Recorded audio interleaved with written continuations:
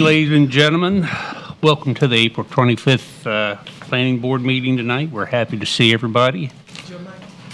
Yes, I think so. We're good? Mrs. Warston, would you have the roll call, please? Certainly. Mr. Barlow? Present. Mr. McLean? Mr. Newman? Present.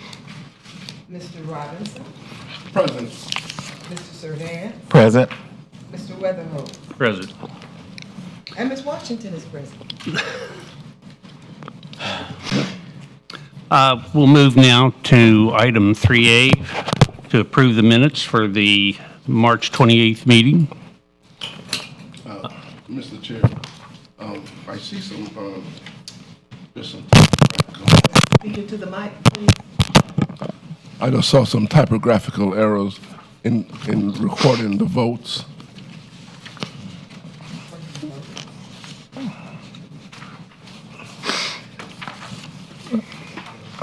Specifically, which ones are you looking at? On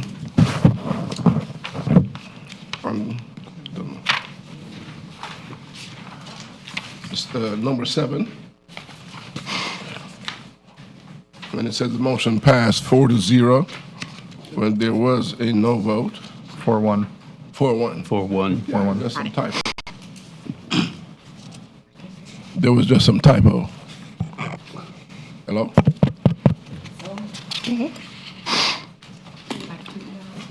Turn it up. No, I was saying pull it up towards your mouth because it was pointed towards your chest. Okay, I'm sorry. And the one that I recused myself from, should that be 4-0 or 4? It should be 4-0. 4-0? Okay. Which number was that? Number 7. Numbers Number 8 was recused. 8 was. Oh, and 8. Okay.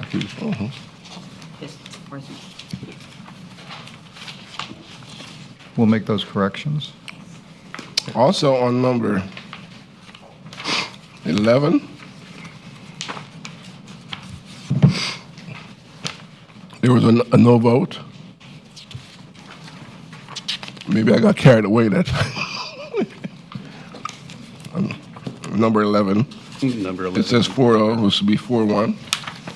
It does some typos. I want to back up to number 8. At the top of on page, number 8, if you look at the next page at the top, it's got you down as being recused, Yeah. and that it is 4-0, so that's correct. Number 7 was 4-1. Yeah, we'll make that correction, but then in Project Oasis, that's not the one you were saying in 9, but that's not it, so. And also in number 11,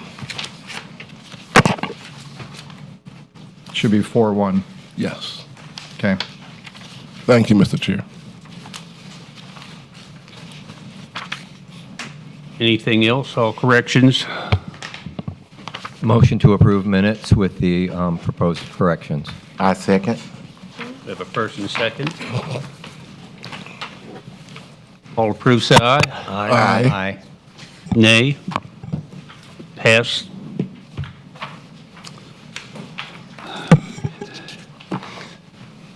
Any of the citizens that would like to speak tonight, we have a form that you could fill out and allow 3 minutes to discuss whatever you have. And so, if anybody would like to speak.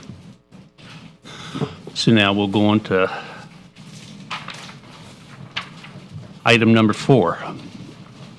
Item number 4, First Amendment to Daytona Center, Plan Development, Redevelopment, PDRG rezoning, DEV 2022-189, quasi judicial hearing.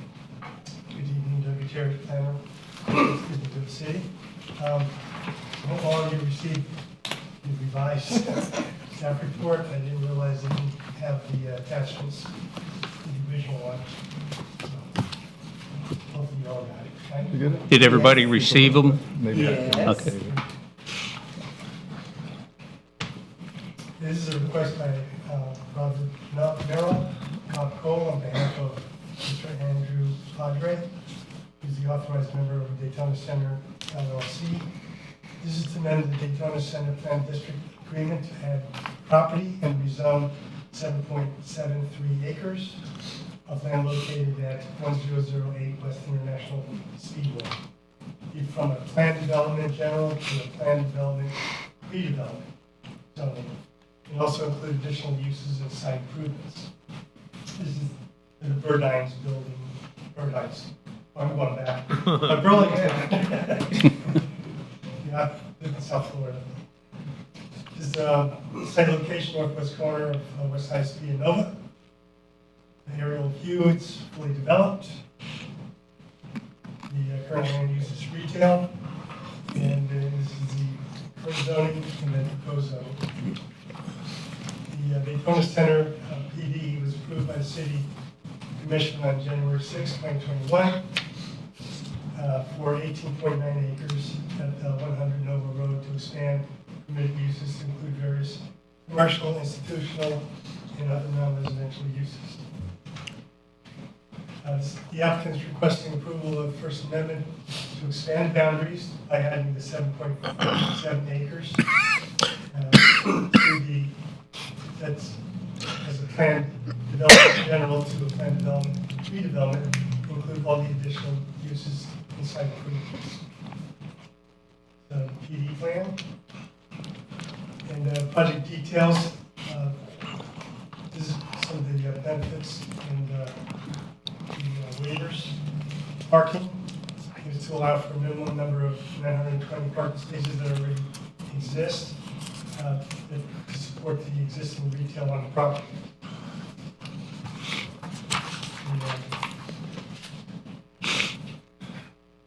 Landscaping, the perimeter landscaping requirements, the STO standards, and vehicular use areas. Basically, to the first one would be the overlay. It's already existing, so they really can't meet all the standards of the overlay district. And the perimeter buffers, they're requesting to use, modify these standards, show compliance with proposed landscape plan, including modifying the standards for landscape buffers adjacent to vehicular use areas.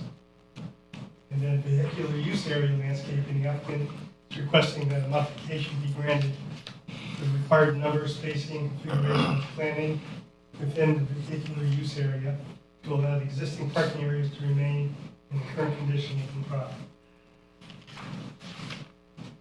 Also requesting a waiver from tree preservation, specifically requirement that 6 diameter inches of trees for every 2,500 square feet of development area provided on site. Instead, they proposed to landscape in accordance with the PD plan. The applicant also requesting a waiver and minimum required tree canopy 15% to 10% in its current condition. This will allow for an upgrade of existing site landscaping in appropriate numbers and locations while allowing the existing landscape to remain. And the signage is to retain the existing signage and require new signage to meet all LDC requirements and retaining the existing pole signage as well. The warehouse and any storage use be permitted to be located within 500 feet of a major city road. Buildings already existing, doesn't meet that requirement. The redevelopment board recommended removing boat marine sales from the proposed additional uses. They're on your staff report. I wanted to highlight one of the new ones is the nightclub, which would be subject to the following. Plan Development Code Section 52B18A. It would be only limited to one nightclub within the planned district. To be located in the north rear side of the property. Be located 500 feet away from any other use selling or serving alcoholic beverages as a principal use. And must maintain an on-site security personnel at all times. Patrons are on the premises. They also, redevelopment board recommended removing the hotel motel use. Another addition is a temporary overnight parking, RVs only. Be subject to the standards set forth in section 4C 15E, except as such use may occur on the property which is more than 1 mile from the Daytona International Speedway PD district boundary. And additionally, the aquarium use on the property may include space for events and may be permitted to serve alcoholic beverages as an accessory use, supposed to be with or without food. So you've probably all been to the aquarium at the grand opening, so you know there are plans to have events and serve drinks and the adults drinking, kids will play. So staff recommends that provided all LDC modifications and waivers are accepted, approval to expand boundary and rezone 7.73 acres of land located at 1008 West ISD from plan development general to plan development redevelopment to include the additional uses and site improvements previously stated. Majority vote of the planning board members present voting is required to recommend approval to the commission. And the item is then scheduled to be heard by the city commission May 1st. The second reading, public hearing, May 15th. Kind of a quick turnaround. And that concludes staff's presentation. Is there any questions for staff? Yes, Mr. Chair. My concern is the temporary overnight parking of the RVs. I think I have a slight problem with that because then we're going to be turning that parking lot into an RV parking lot, and I don't see the need to have another RV parking lot on a main thoroughfare. That doesn't give a good impression. I mean, nothing against the $1 million, RVs, but why are we recommending or accepting a temporary overnight parking with RVs when I think there's sufficient parking or facilities to facilitate those RVs? My understanding is not just for the Speedway, but also for events in Midtown. So not just for that. And it's temporary parking. It has no facilities, no electric, water, or sewer. So they're going to have to, what we refer to as boondocking, they're going to have to rely on their own systems for that. So they can't stay very long anyway. I know I have one of those. And it's not going to be RV park every day, just during those events. Well, say for example, Longest would be a week. the redevelopment area have an event once a week, or once every 2 weeks or whatever. We're going to be subjected to overnight parking in a shopping center of RVs. Well, the number of days that they're allowed to have it is limited throughout the year. I'm going to get the exact number of days for you. But I do know also that the Midtown Redevelopment Board actually requested that it be allowed specifically during some of the Midtown events as well. But then I think the applicant speak a little bit more as to the reason why the use is being requested. Right. Mr. Chair, I have a question in regards to the nightclub. I have an issue with having a nightclub there. It's close to the neighborhood. I believe there's a neighborhood in the back, in that quadrant over there, and the noise and so forth would be definitely an intrusion to those people in the community. And so that would be one of my concerns about having that. And then, we have the fish aquarium, have our young people there, and then we don't want it to become a place where they just hang out. And even you're talking about other usage within the fish aquarium, a whole lot of drunk fishes or some folks hanging out in there. Especially we take our kids from schools and different places as an educational facility. And so I would have some problems with that as a use in that area. Well, I believe, And the applicant will hear from the applicant, I'm sure. yeah, I believe the nightclub already exists. Yeah, Vision- Oh, yeah, it's been that Been way. there? It's been that way for a while. Oh, Yeah, it's been there for a that's how while. much I know. Yeah, it's technically a restaurant that Rest- exists over there with the alcohol license. Yeah. So is it a nightclub or is it a restaurant? Well, they're asking for a full nightclub use, which expands the restaurant use into a different portion of that facility. Okay. And the applicant. With the applicant, Fish drinking. Drunk fish. Rob Merrill with Cobb Cole for the record, and my new address is 1 Daytona Boulevard.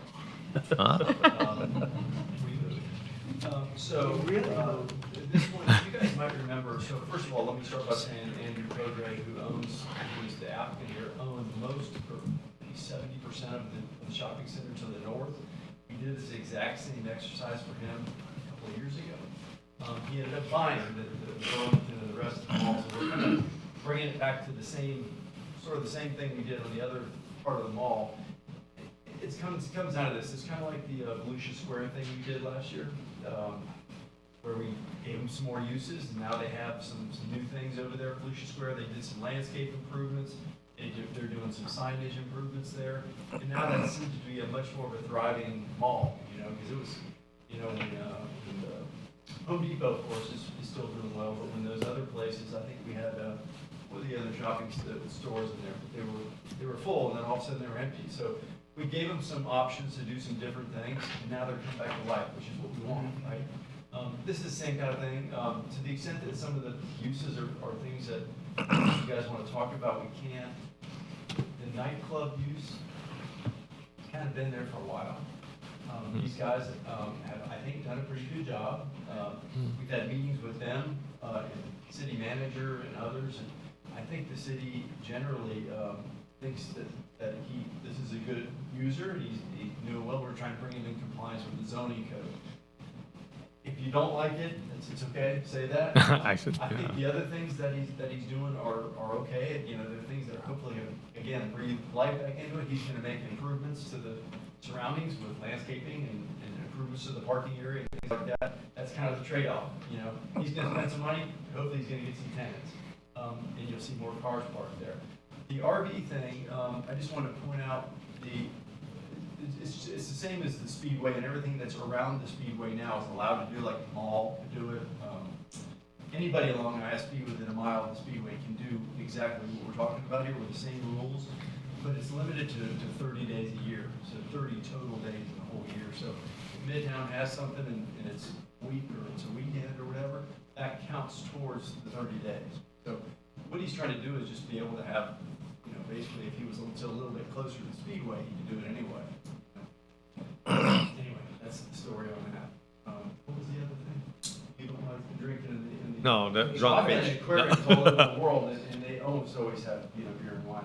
I don't know if I go to the aquarium if they didn't have. Wow. I take my kids there and kids and so forth, and I just don't think the two mix. We don't go hang out in the aquarium I and think it's drink. the adult part. No, If it you're- could be. yeah. So Well, is that going to be something, a regular thing, or is that just something that allows them to serve that during So an event like a wedding or a reception or something like that? Is that where, that's how it got started? Because honestly, we do that at the museum from time to time, as you well know. Right, the brains are showing up. So we're just gonna go, one Daytona Boulevard. It's easier to say. It is for special events, so a Champagne Coast at a wedding, if they host that. Eventually, they will open their Rainforest Cafe themed restaurant, and then that would be allowed to serve alcohol. Right, that's, okay. But that's separate from the, right. I say it's into. So, yeah, Yeah. okay, so it's kind of like a museum. Okay, thank you. And I did just want to clarify, the applicant has agreed to remove all the marine sales and surface uses from the PD. On the hotel or motel, the board wanted us to remove motel, but we could keep hotel. Mm. Yeah. She was there, I wasn't. Right. So that's it. Any questions? We're happy to, Jake's here as well with the landscape. I think the only question that I have is, would the hours stay the same, or would they be extended?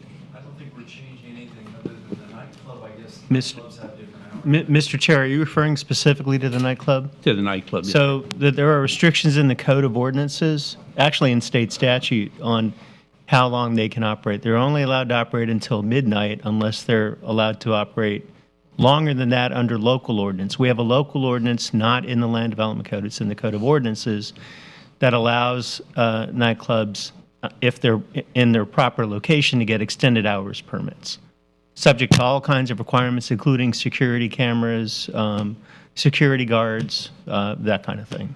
So, But we're not trying to, and we can't probably change it with the PD, right? yeah, you couldn't change the Code of Ordinances provisions with the PD, but they're unable to get an extended hours permit now, unlike other nightclubs in the area, because they're, not they don't conform with the zoning. Yeah. And so I guess the short answer is we're going to keep it the same as the code. That's the only question I have. Any other questions? What is the name of the nightclub that's there now? Visions. What? Visions. I never heard of it. Gotta get I it. didn't think there was a nightclub in Right. that shopping center. Ronald Kendricks. Right. We've met with him a few times. Seems like he's solid. Everybody seems to like it. And they've had I've been there. no problems in the neighborhood for the noise? Huh?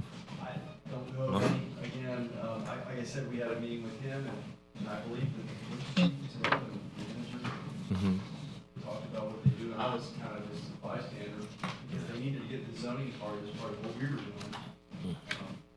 That would just be my question as far as complaints in the neighborhood and so forth. Yeah. They've been there. They've been there. Been in here several times. Oh, okay. I mean, after I had read about it, I rode down there, and I'll be truthful, I didn't know it either, that there was something in the back. And, but you're right about the malls, people abandoning them, and, we definitely don't want any just large buildings staying vacant, so if we can highest and best use for it, I think it'd be good for the city. Congratulations on your role here. Temporary. They give you a raise. Yeah, it gave me the raise. Okay. Question, Mr. Ben. Are we bringing this facility into compliance? Because there was a nightclub there. Was there a previous, It's been there. It's been there. and it was, So they've got a dance club, I guess, license. So it's, Yeah, actually, there's a dance hall that has been grandfathered in, and they're allowed to operate that, but it has to do with them extending the alcohol and the ability to extend it with the extended hours permit beyond 12 o'clock that they wouldn't be able to do without getting it allowed in the zoning. Like any other nightclub. Yeah.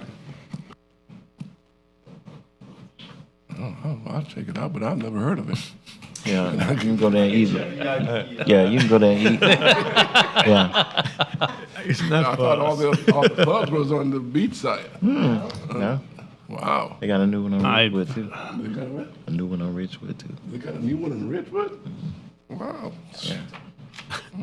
I've seen some speakers on this, not on this item.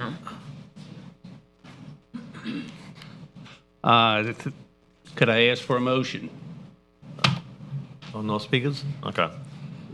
All right, I make a motion that we approve, let me make sure I get it right. Well, agenda item number 4A, right? It will be 4A, correct? 4A. First Amendment to Daytona Center, Plan Development, Redevelopment, PDRD zoning, DV 2022-189. I second. Motions. Did we ask for a roll call? Motion. We have a motion and a second. Could I ask for a roll call? Sure. Mr. Baru, Yes. Mr. McLean, Mr. Newman, Yes. Mr. Robinson, Ah, yes. Mr. Servan, Yes. Mr. Weatherholt, Yes. and Ms. Washington, yes. Hearing all in favor, say aye. Aye. Aye. Motion passed 7-0, or 5-0. 6-0. Six. 6.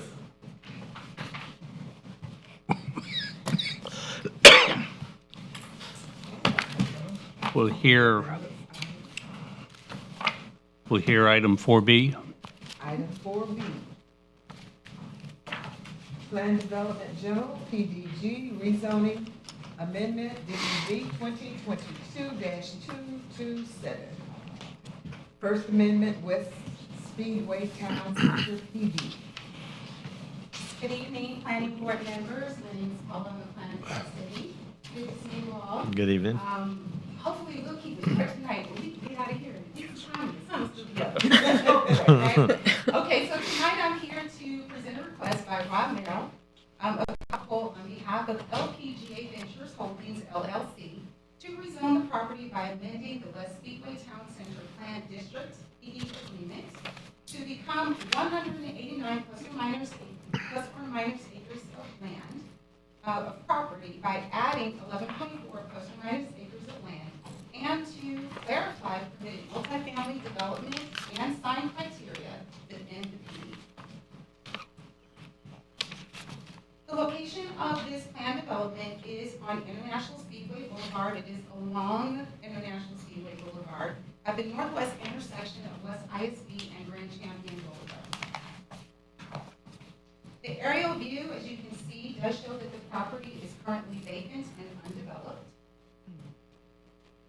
The current future land use for the property is actually a dual situation where we have retail that's actually along the front portion of the project, and then there's level 2 residential along the majority of the back of the project. As mentioned, this is a rezoning because we're going to add some acreage. So you can see on the left side of the zoning, it is planned development general, but it's excluding the piece. And on the right side, you can see planned development general that has been added to with a small rectangular, small triangular section on the bottom left-hand portion. A little bit of history about the project. In 2020, the City Commission did approve the West Speedway Town Center Plan District Agreement via Ordinance 2020-350. That number was the ED 2018-174 to allow to get it done. 177.9 plus or minus acres of land that was formerly located within the Grand Champion Planned Master Development Agreement number 3. That PMD did lapse, which allowed for this new PD to be approved in 2020. The development is primarily intended to accommodate commercial uses and residential uses now that we saw, or actually we will be seeing shortly. The commercial uses are going to be along ISD, and then the residential uses will be behind it. The First Amendment to this PD will revise the design of the actual plan, and as indicated in your staff report via attachment A, and also here you'll see a diagram that is adding the additional 11.4 plus or minus acres of land. for the total to 184 plus or minus acres of real property, and to update some exhibits where we're replacing completely, and you saw this in your staff report, exhibits B, D, and F in its entirety, and that was actually shown in attachment B. So again, this was actually a part of your staff report. The left side shows how the plan existed previously as approved in 2020. That triangular portion on the bottom left-hand side was not a part of the PD, and it's small, but you saw it in your staff report that there was residential literally all over the PD, as opposed to the proposed PD plan that we have now, which actually shows the commercial along ISB, the retention pond, let me not say it that, the compensating storage area on that triangular portion. I don't know why I wanted to be a rectangle again. I'm on rectangular. And then we can also see where the residential areas are actually on the east side of the property and a little bit also on the northern portion of the property as well. The First Amendment is also going to add some tandem parking. It will only be for the same residential unit. So that means that the public will not be able to just come and park randomly anywhere behind someone else. It will only be for those specific same residential units. I've included a diagram so you can be able to see. The right one was actually included in your staff report. And I've included actually an example as well that you can see where there's an actual residential property there. You can see that there's tandem parking on the left side of the driveway, and there's a single car parked on the right side of the driveway. Some people don't really understand what tandem is, so I wanted to just make sure that you had an example there to see. This First Amendment will also propose off-site signage for other uses that are within the PD. So what does that really mean? A couple of different times now, this board has recommended approval for some off-site signage. In your staff report, you did see this particular example, which actually is the Buc-ee's property, which they developed the Buc-ee's the way that it was. We knew that there was going to be some off-site signage that pointed to what? The car wash that's under development right now. And I also included the example that we did a couple of months back.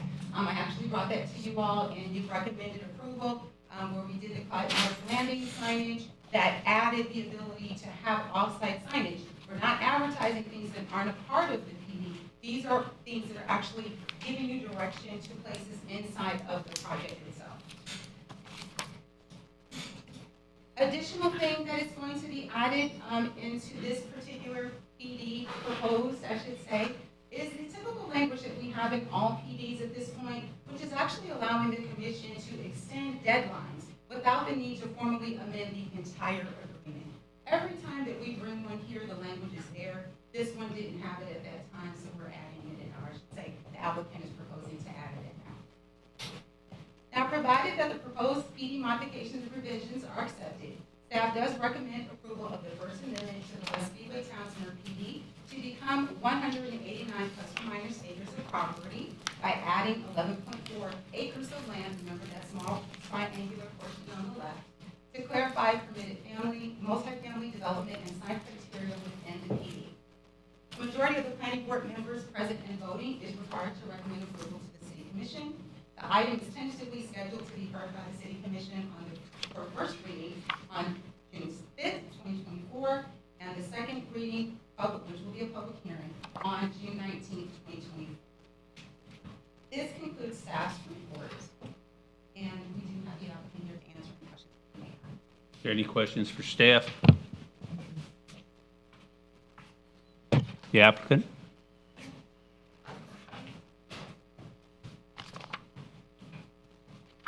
All of it was nice about. Yeah. There's not much more to say other than I would say really all that's happening here is we, property that are plot 11 acres and we're trying to grab. Nothing's changed. We're not really adding much anything. We made some changes that are very minor, mainly to conform to things you guys already do in all the other PDs and land code. So there's not really a lot to say about this. I'm hoping, I think we have some developers that are in the queue getting ready to come in and actually build something here pretty soon. But again, this is a PD you guys looked at back in 2020. I think everybody liked it. It was unanimous. And that's it. Are these going to be single-family homes or Townhomes? mixture. A mixture? It's entitled for a mix of all sorts of stuff, from single family to townhome to apartments and lots of stuff in the commercial. Actually, when Paula was talking about the frontage there, the frontage was actually an industrial on the west side. It wasn't, it looks like multifamily, but it wasn't. Anyway, a lot of different mixes allowed here. Great. Something comes along. Any questions for the applicant?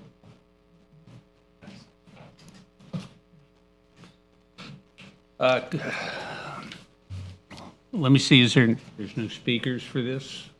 No speakers signed up. Motion to approve?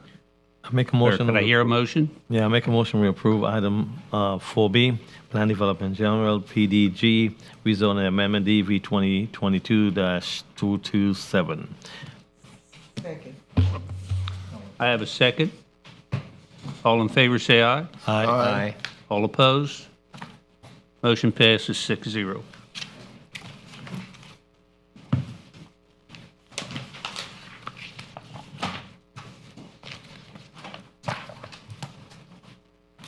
Item number 4C, Plan Development General, PDG rezoning DEV 2023-035, NASCAR satellite parking.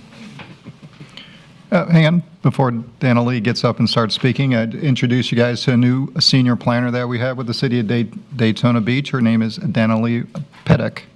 There you go. Welcome. Welcome. Thank you. So, as Dennis just said, my name is Stanley Pettick, I'm Senior Planner. And this item is a request by Robert Merrill with Bob Cole on behalf of the property owner ISC Properties LLC to rezone approximately 5.13 acres of land from the Daytona Grand Prix Planned Amusement Entertainment District to Planned Development General to allow for use of the property as a variable parking field and other uses. The property is located southeast of the Bayless Boulevard and Fentress Boulevard intersection near the Daytona International Speedway. The future land use on the property is commercial amusement, and the proposed rezoning is from PD to PD. Here's the aerial of the property, which was taken in early 2023, and the go-kart track and buildings have since been demolished. Speaking of which, some brief history on the property. It was originally rezoned to the Daytona Grand Prix Planned Amusement Entertainment District in 1994 and developed as a go-kart racing track and amusement center. The go-kart track eventually closed and the property fell into disrepair. In 2023, the buildings and the go-kart track were removed, leaving only the parking lot on the property. The property has since been used as overflow parking in conjunction with special events at Daytona International Speedway. These photos here show the existing conditions of the property, including the driveway entrance from Fentress Boulevard, the crushed gravel and temporary parking lot from last summer when they used it, and the fencing they put around the property, and then the existing parking lot, and then the gate to the rest of the temporary parking lot. So with this, the applicant is requesting to rezone the property to a new plan development to use the property as a variable parking field in conjunction with events and activities at the Daytona International Speedway.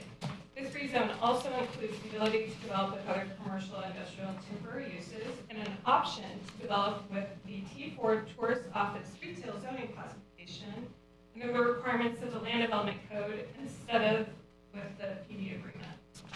The proposed PD plan here shows the conceptual layout of the property is used for the variable parking. As part of the PD rezone, the applicant has requested modifications and waivers from the Land Development Code requirements.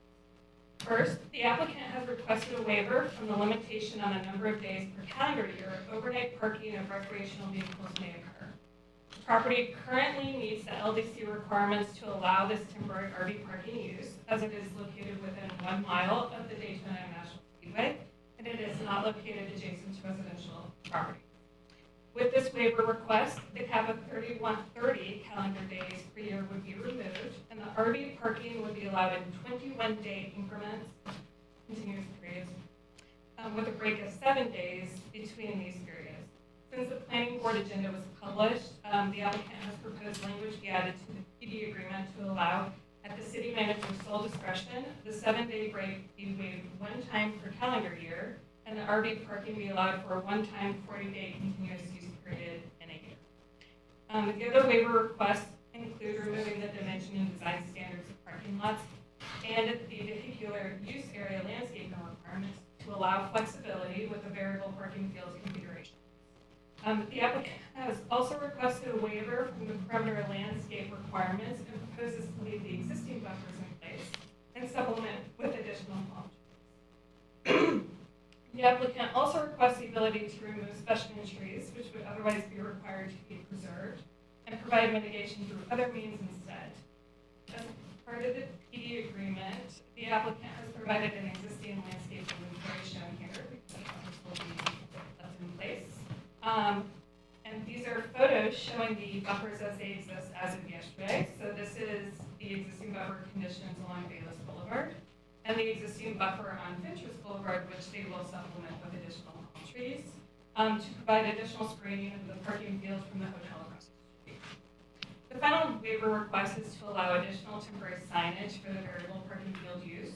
With the waiver, 4 temporary signs 32 square feet in size would be allowed on the perimeter of the property in conjunction with a temporary exit. Staff finds the rezone meets the criteria in sections 3.4D3 and 483 Land Development Code of the requested LDC modification. Therefore, staff recommends the planning board forward the rezone of approximately 5.12 acres from the Dayton Grand Prix Amusement Entertainment District to Plan Development in General to the City Commission with a recommendation of approval. Majority vote by the planning board members present and voting is required to recommend approval to the City Commission. And this item is tentatively scheduled to be heard by the City Commission for first reading on June 5th and for second reading on June 8th. This concludes staff's presentation. Any questions for staff? No, that's just a lot of waivers they're asking for. Agreed. When you say a variable parking field, what kind of substrat do they plan for that? They currently have some sort of crushed gravel on it, otherwise I do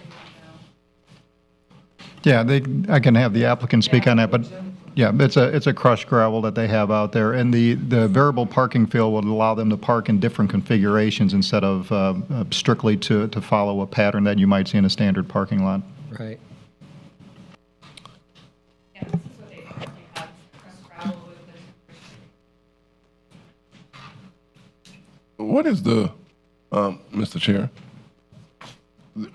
So they were allowed 30 days during the calendar year to park RV, correct? Is that what I'm understanding?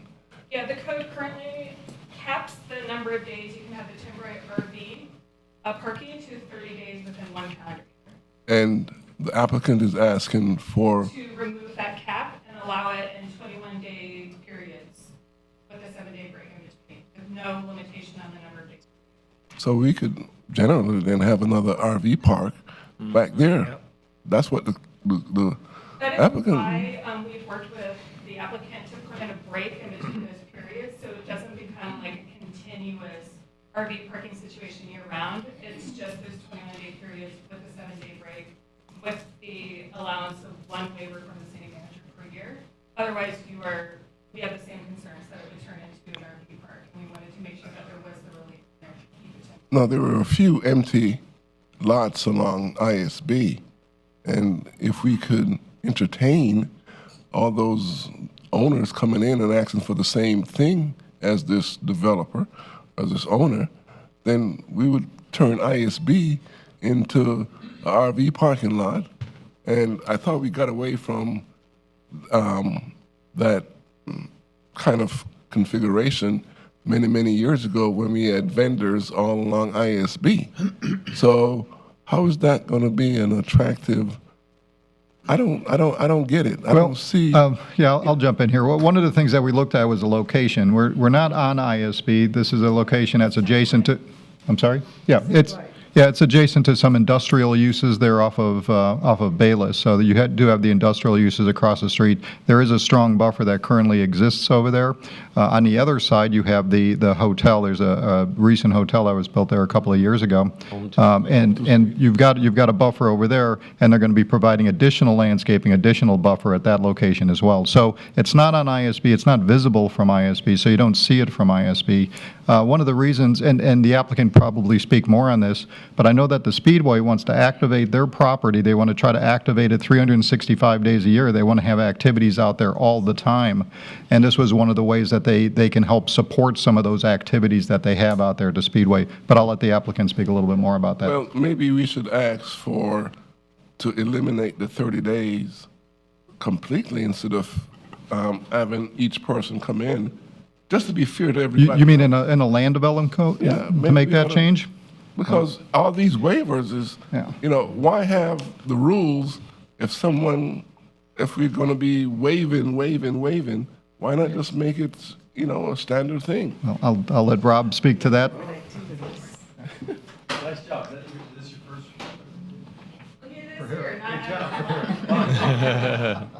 But you picked a good case because the first thing I'll say about this particular property owner is, and Jessica, I saw it in her, she writes the waiver, Rob Merrill, again, 1 Daytona Boulevard, is this particular user doing the waivers, benefits. One of the benefits was this particular user generates $1.7 billion. $1.7 billion of revenue to the city every year. So and by the way, I'll also say that if you guys have been to that big racetrack, all things happen, they are so organized, so efficient in how they run their business and how they run the way the city around their business operates. It's hard to question what they're doing because what they're doing here is going to work. They're using RAP, the recycled asphalt, more environmentally friendly as the surface. They want their customers to have a good guest experience, as much as you guys want them to not look bad or smell bad or sound bad or whatever. I think you can trust that this particular operator is going to do just fine. I think that if you want to walk through each of the waivers, because they're pretty minor and they only apply to the parking part of this. So if they decide to build something here, we're going to have straight zoning. Part of the reason why we're here is we don't have any zoning. They bought this property, and it required to be, they used to be a go-kart track. Nobody wants to do a go-kart track anymore. They like to use it for something that complements the Speedway. And again, Dennis, you hit it right the nail on the head. We're all hoping that this giant economic engine expands and it happens less episodically and more year-round. And so, Milverton, when that happens, this is a use that is going to complement whether it's a music festival, whether it's a racing event, or whether it's who knows what, a balloon festival out here, that people will have a place to park their RVs.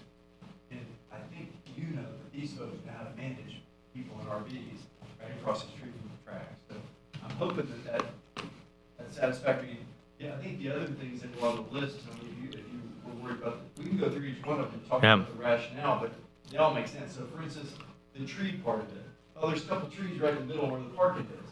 So they're gonna mitigate the trees, but they're also gonna retain all those trees around the perimeter, which when you go drive around this, it's pretty full of trees and bushes.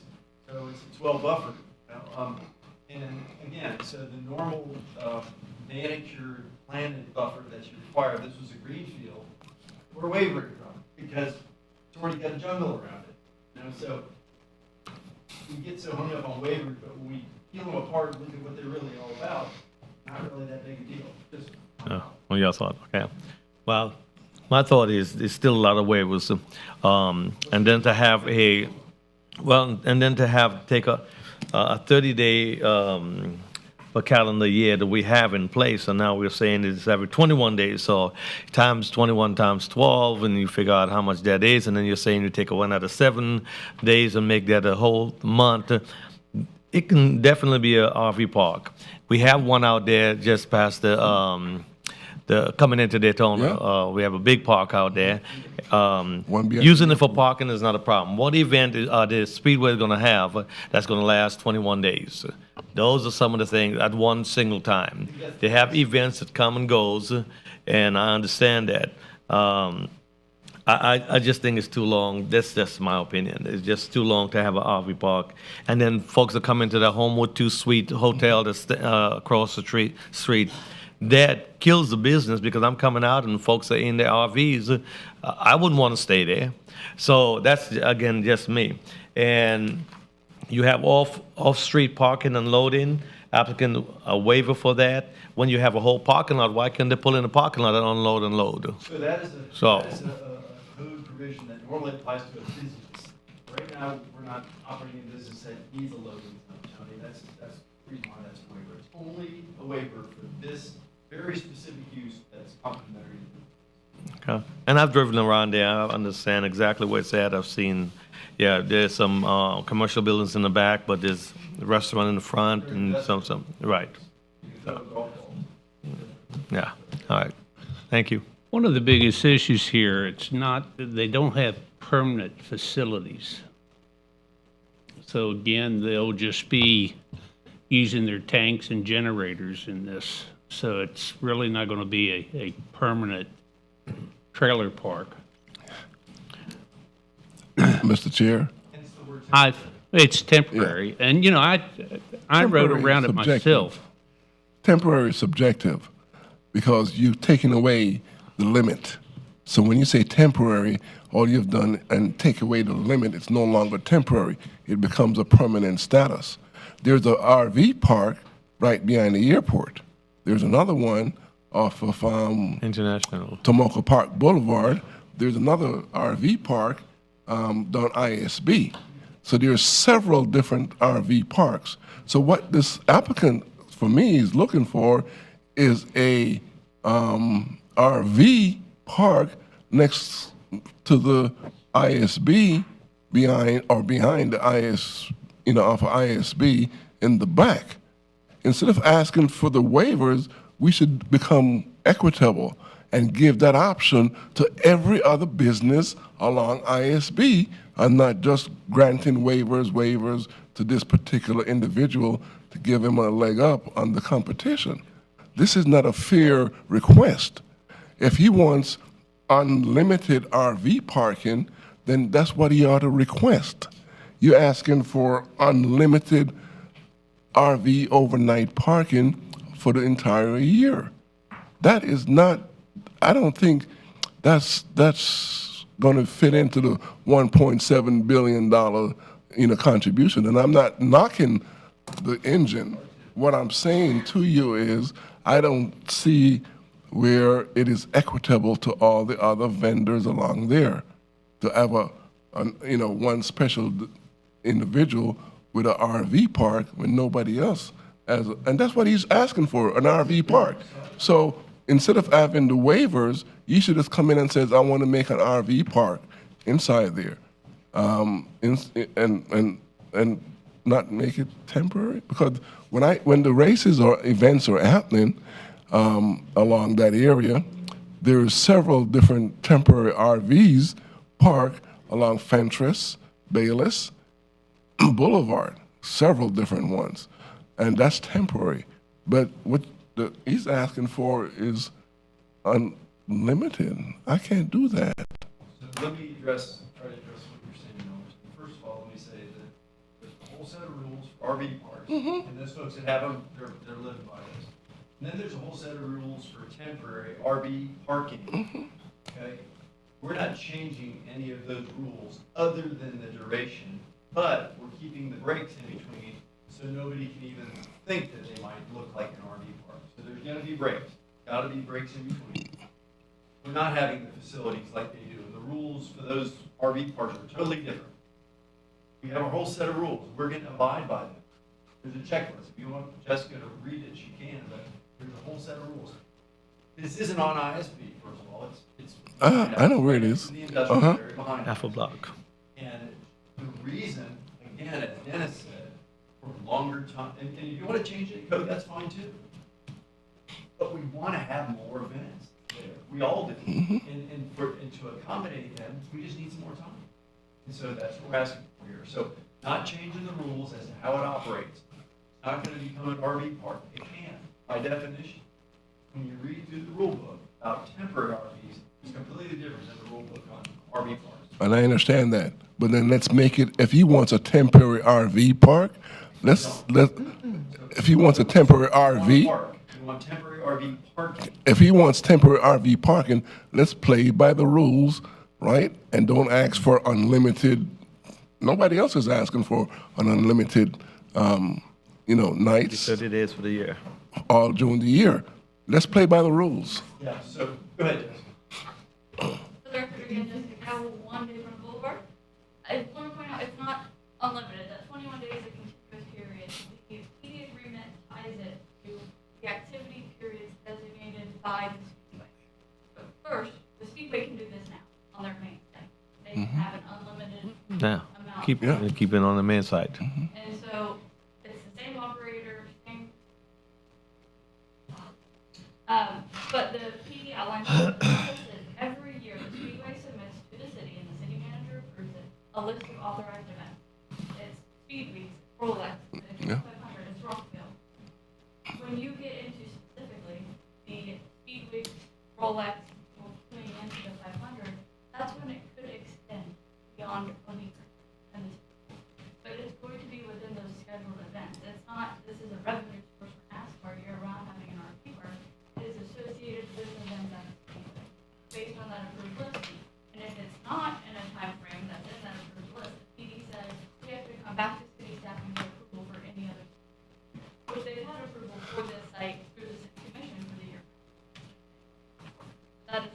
It's already been done, the same way. Well, let's play by the rules and keep doing it.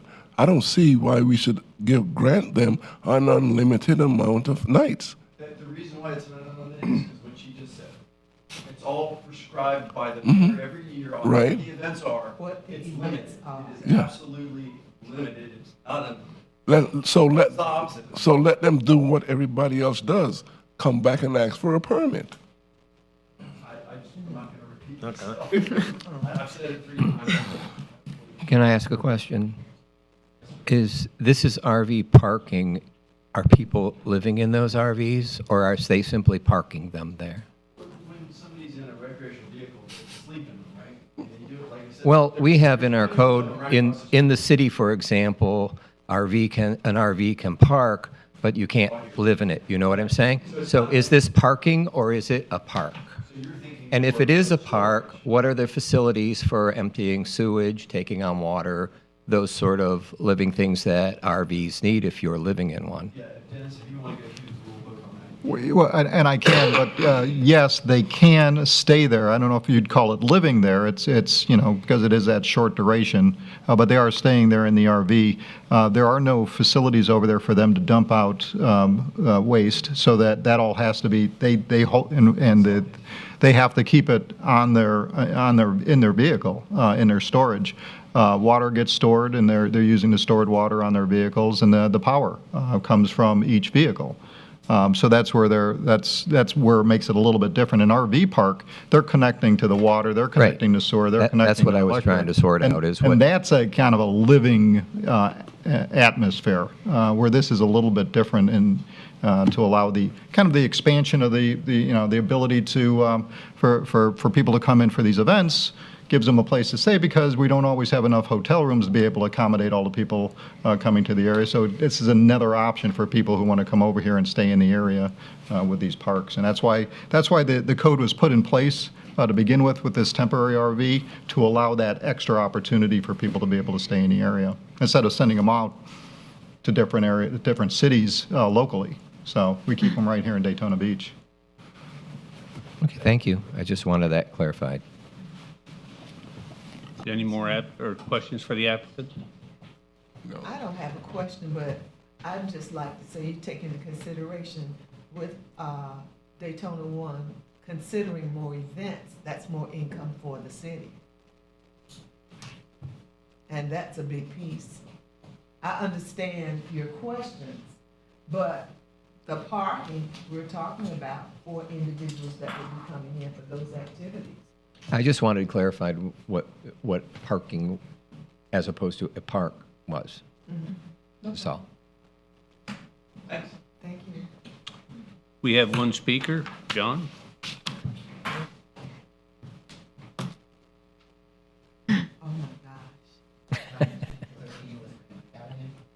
Again, I mentioned before the concept of temporary parking. I do not consider 30 years as temporary parking. 30 years? 30 years on the B side, temporary parking.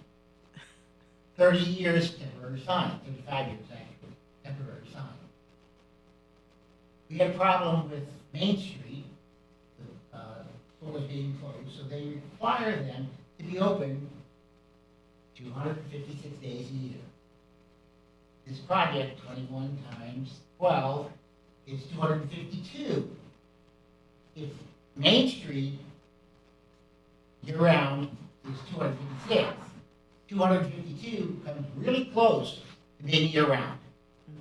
Secondly, when you're looking at the RVs, and they're there for 30 days, and 30 days, and 30 days, okay, there's a 7-day window, how many people are going to be in those hotel rooms for 30 days to notice the 7 days that the RVs are not there? The chances are slim enough. So this basically is more than just parking. If it was just parking, it's one thing. Then we have rules for parking, what it looks like, et cetera, the trees. Nowhere where we have parking would we allow 11 acres of asphalt. We would have to have trees interspersed, not just around the four signs, right? Yes, I understand, this is a unique property.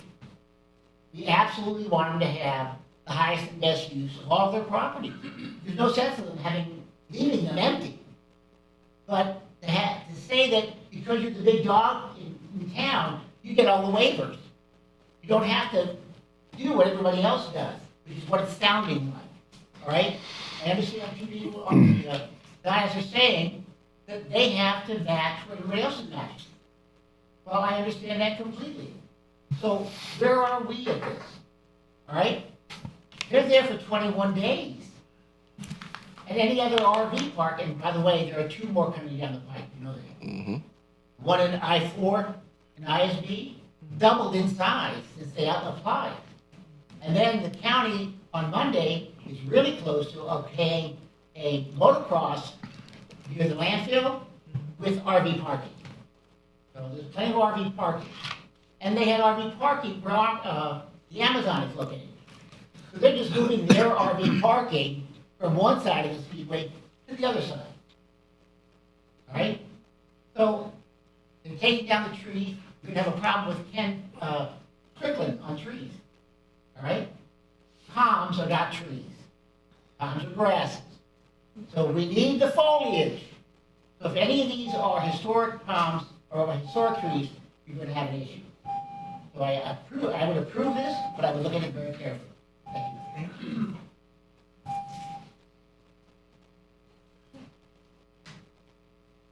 Please. All right, so Jessica, come up with me. So we were doing some math, because I think this is confusing. When you wrap in the event days from last year,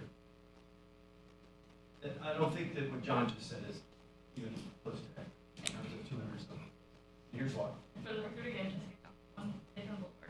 We pulled up the 2023 activity period notification, it goes in city manager. The events for 2023, for the Roar Before the 24th, Rolex 24th, Speed Week, Daytona 500, Bike Week, Rockville, Heroes Honor Fest, Daytona Soccer Fest, Cook Zero 400, and the Fall Cycle Season. Those are all the approved events. When you look at the time period on those total, it's 2023. And so that is So it's 5 more days. not 200 and something, but it is more than the code allows, but it is because they're trying to activate the track and have that usage. The 21 days and the 7-day break was a recommendation by staff to prevent abuse of this flexibility. To make sure that it can't be more than 21 days at the worst, and if it does get to 21 days, you can't take a 1-day break and restart.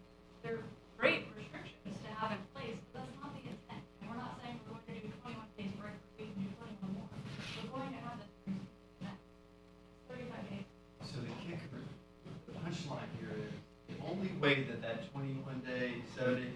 The only way that happens is if the mayor decides there's a whole lot more events they want to make.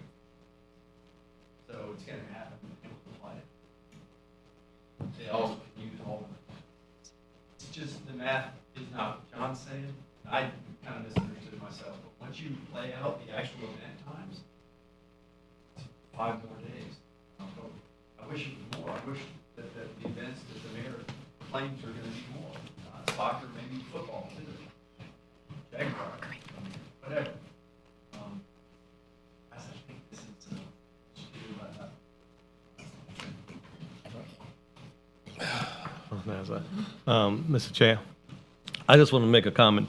According to what they're asking for, 21 days times 12 is 252 plus the 7, because you'll have one additional month that you can add the 7. From my understanding, it was stated that they are looking at adding events. That was one of the calendar for 23, but they're adding events. So this could, in fact, become 259 days or 252 days for the year.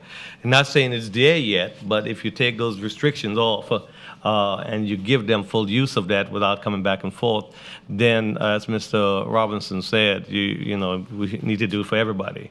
So I think that's, you know, it's their property, understand their position in the community, but fair is fair, right is right. And at this time, I think for me, it's just an overuse because we're not allowing it in the Daytona mall area that we just looked at. We're not allowing it in some other areas. And it could be. We're not saying it is. That's all I'm saying in reference to that. Thank you.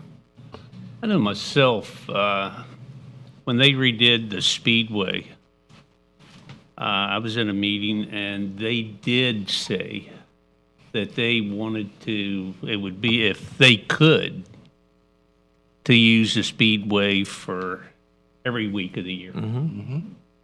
That's their goal. And they have every right.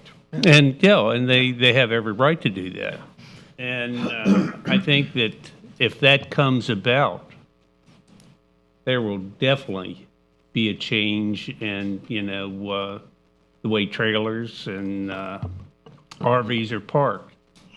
The biggest thing here is, you know, and I had to take a look at it myself and think about it, and I drove down there and looked at the trees around it.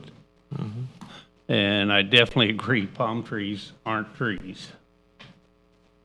But there is a lot of heavy foliage there. I would say probably 80% of the people around here, they don't even know it exists. They just drive by it so fast. But the biggest thing that we have to keep in mind, it's temporary. When I say temporary, there's not going to be somebody living in it. I don't think you can live in one of them 21 days without moving it. I mean, running on your tanks, your generator, fuel, water, there's no hookups there. They have to run on their tanks.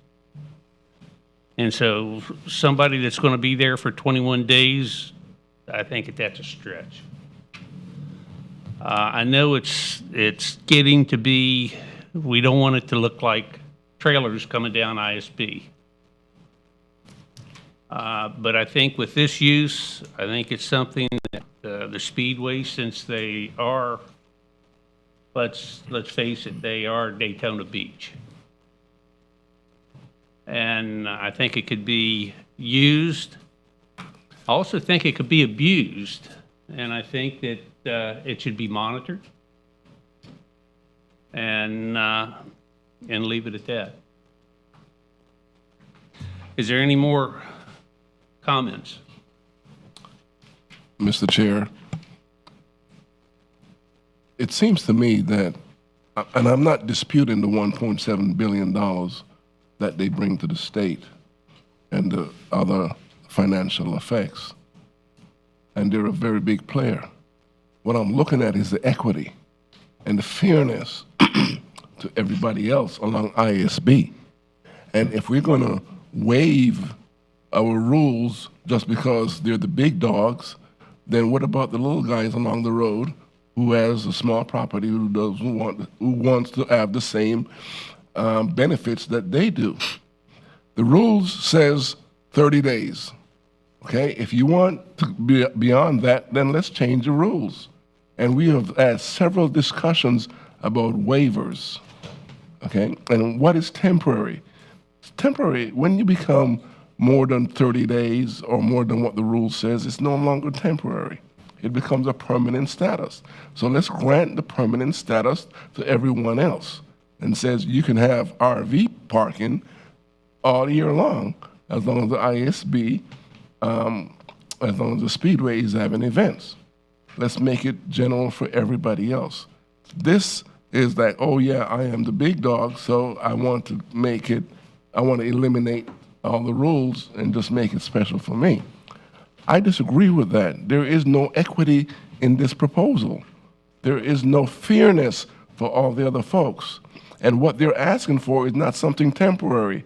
It's just it's a guise, it's a distraction, it's permanent parking. You know, and I cannot agree with this.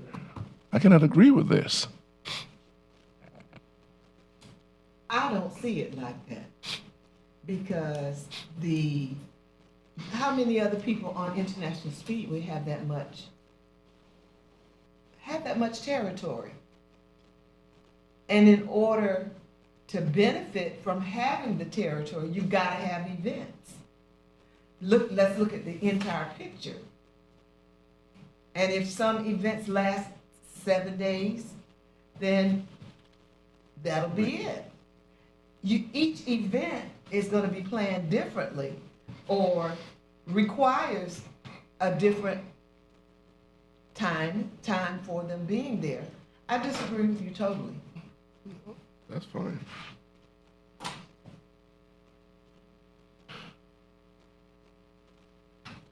Okay, let's now talk about the trees. Okay. If we have variable parking, why do we have to remove specimen trees? That doesn't make sense to me. You can park around them. Are there so many trees that you can't get an RV in between them?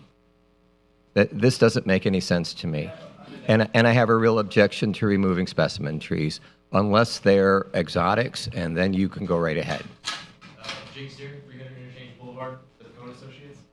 What you see out there now is all the specimen trees have been retained. They're currently existing in the parking lot. It's just to maintain it in the future. We're not, if they do have to be removed, they're going to come for a tree removal permit. We're going to comply with it. So Okay. I'm not asking for any special. Okay, my understanding was the waiver was having to permit removal of those trees. Not with the variable permit. They're currently existing in that state. So if you Okay. drive by now, you'll see. All right, now, if I drove by and they were Melaleucas, it wouldn't bother me, but if they're live oaks or cypress or even red cedars, I'd object to that. So I just wanted to bring that up because I got tired of talking about the other thing. Thank you. Thank you. Are there any more speakers? Someone? Oh, Sign up, and then you can go ahead and speak and just make sure you turn in a sheet.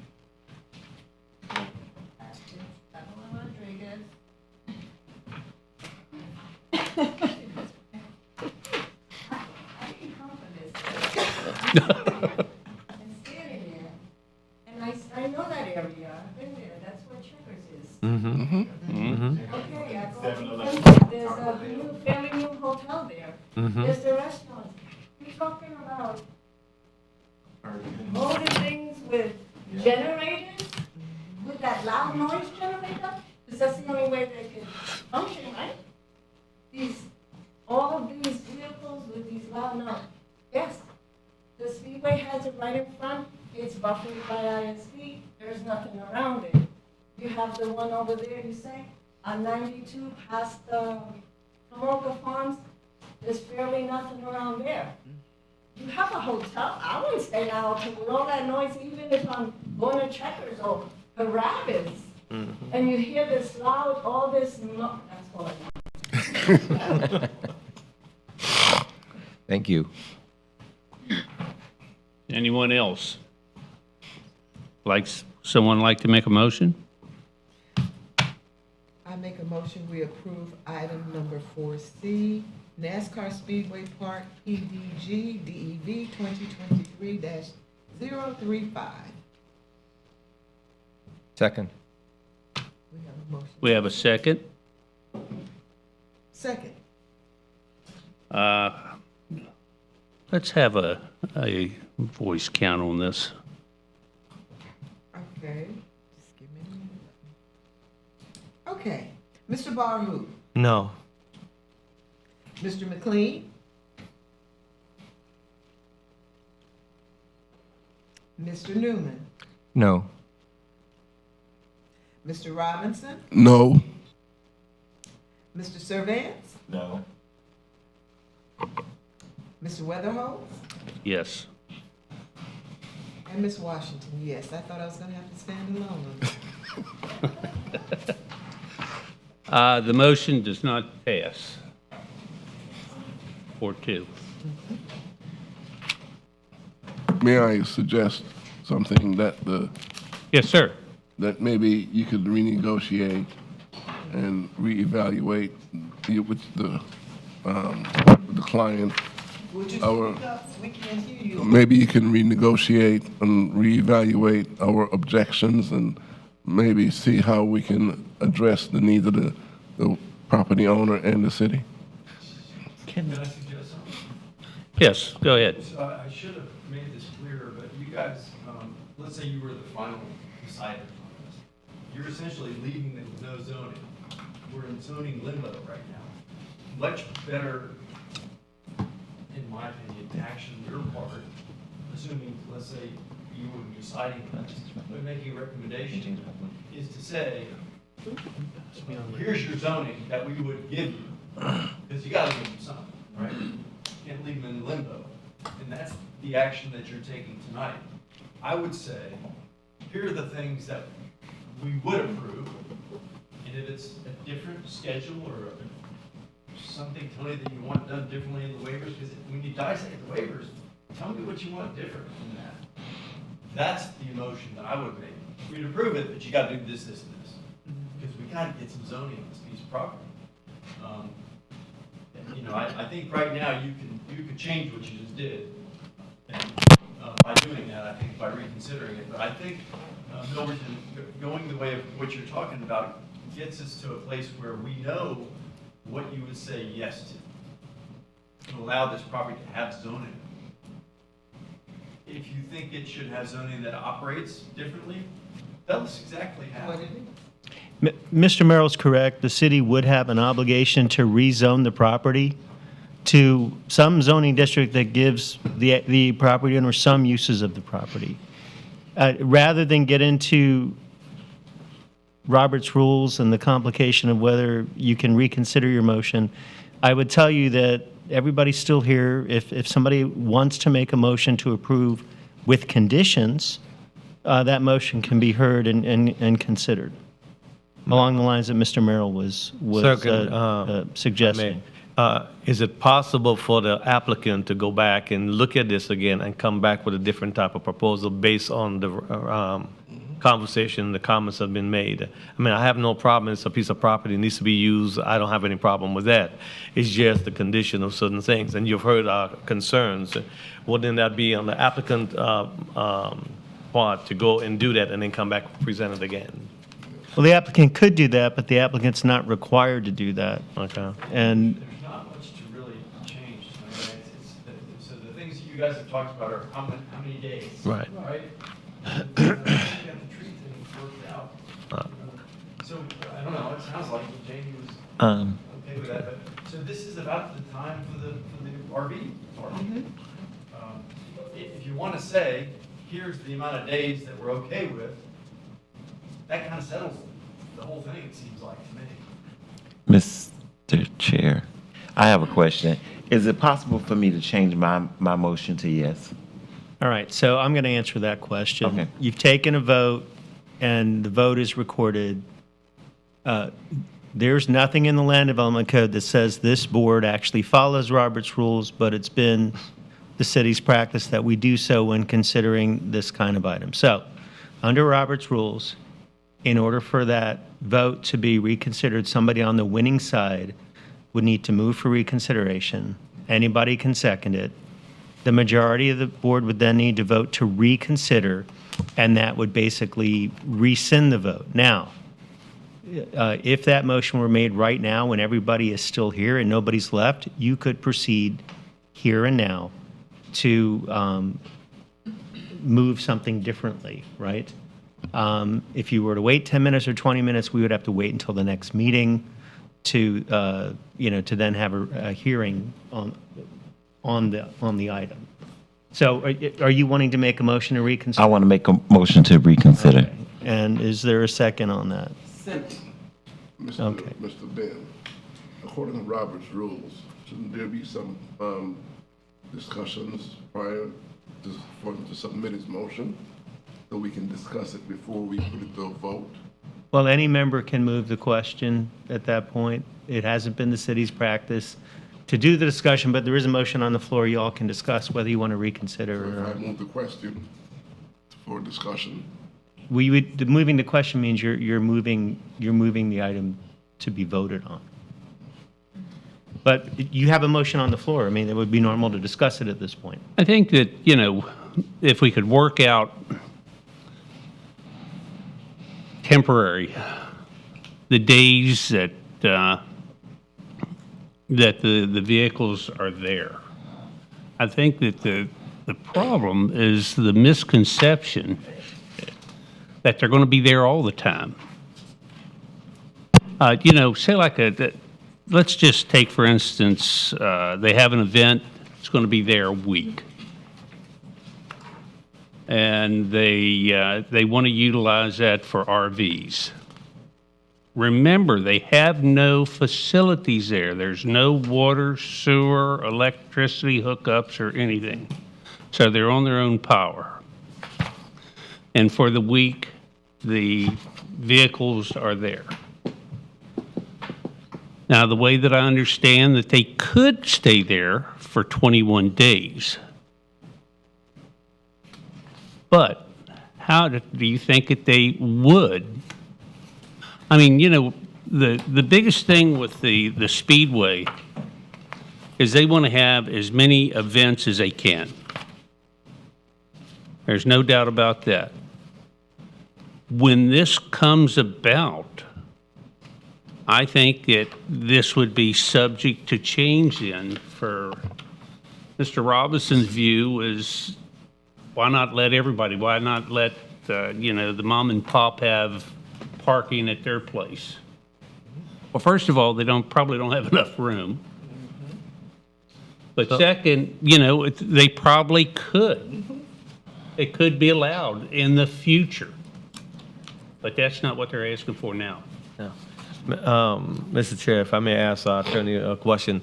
If we have a motion, we didn't accept the motion, correct? That There has was to a be motion voted and on? a second. Oh, There's there's a a second. motion with Yes, So a we have- motion and a So we second. can discuss it. To reconsider. Oh, okay. So, I have a, And what would proceed then is if the majority of the board voted yes, you would then be in a position to have to move whether to approve or reject the request or approve it with conditions all over Okay. again. so, a comment from our, from Mr. Merrill and his side. It said last year, 2023, there were 35 days that they actually used the RV park. So could we not go ahead and say, okay, since you used it 35 days last year, we'll approve 35 days for this present year, and if it's more, then you can see about that, or maybe 40 days. I'm okay with 40 days. But to leave it an open number to go, Right now, you have a motion on the floor to reconsider the motion that you already made, which had no conditions. well, I thought there was questions for that. So let me, yeah, and so you do not need, you need to just, the board could, after disposing of this motion, which is seconded, make an alternative motion to approve subject to the condition that the use not be allowed for more than 40 days a Whatever. year, or something, that's what Mr. Merrill was asking you. You Okay, don't that's need a the next motion to step, okay. reconsider in order to do that. Right. Yes, let's reconsider. Okay. No, you do not have to reconsider the motion already made because it failed. Right. But you do have a motion on the floor, so you have to do something with it. Right. Yeah. We have That's a what, motion and a second for it already. Right. And then we could also, after that is taken care of, then we could propose another motion. You don't need to reconsider the motion already taken to propose a different motion. That's something Mr. Cervantes Yeah. asked, and that motion is on the floor, but that motion does not need to be granted or approved by a majority for somebody else to say, I move to approve, subject to limitation of X days per year. That's a different motion. That's what I'm saying, that after. the It's just motion is that taken care of- procedurally, right now, you have a motion and a second on the floor. Right. So the motion is to reconsider and. Reconsider the motion that was already made. And then we'll need another motion stating what we would accept. Yes. Okay, thank you. Vote? Let's vote To reconsider. to reconsider the original motion. So we've got a second. I'm sorry, Mr. Chair, can I make a suggestion, because I don't think I'm being clear? If Mr. Cervantes or Ms. Washington believe that the next motion that's going to be forthcoming is going to be a motion with conditions, I would suggest that you withdraw the motion in the second, and then just proceed to have somebody speak a different motion. Yes. I withdraw my motion.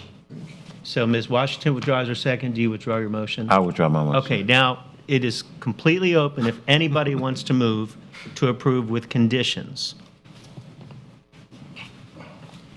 Will somebody make a motion to approve with conditions?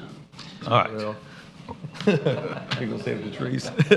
All right, so, I make a motion that we approve agenda item 4C, 4C, with conditions. And that would be looking at the number of days, actually, for RV park, and I would say 40 days. That's fair. And also the trees, as Mr. Newman has stated.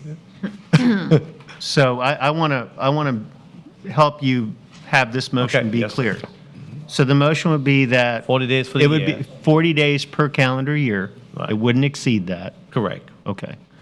And then also no additional trees be removed unless they're sick or diseased and could be removed under the Land Development Code. Is that what we're talking about? Of the specimen trees? Specimen tree. Yes. Follow Okay. code requirements. Okay. And that would be my motion. Do we have a second? Let's vote. Roll call. Voice, Yeah. Voice vote? voice vote. Okay. Mr. Barhu? Yes. Mr. McLean, he's absent. Mr. Newman? Yes. Mr. Robinson? Yes. Mr. Servan? Yes. Mr. Weatherholt? Yes, Ms. That's a- Washington? it's approved 6-0 with conditions. Yes. So this is a motion to recommend. The final decision is still made by the city commission. But you're done with it for now. I'm sorry. That was fun. Thank you, Mr. Ben. Yep. 40 days for the year. We gave you what you wanted. 40 days max. You got what you wanted. Okay. Thank you tonight, Rob. Does anybody need a break before we? No, we push it on. Done. Keep it drained. Number You ready? 4D, outdoor seating, sidewalk cafes, LDC, text amendment, DEV 2024-073, legislative hearing. Hello, everyone. My name is Phoebe Clay, Redevelopment Project Manager. I will be presenting item 4D, Land Development Code Text Amendment, Outdoor Seating and Sidewalk Cafes.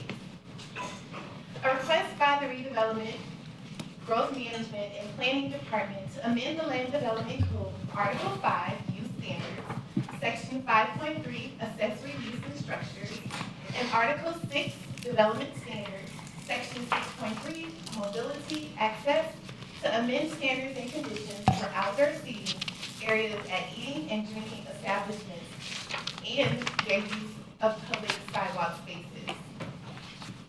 So the amendment summary, the proposed text amendment is consistent with the comprehensive plan.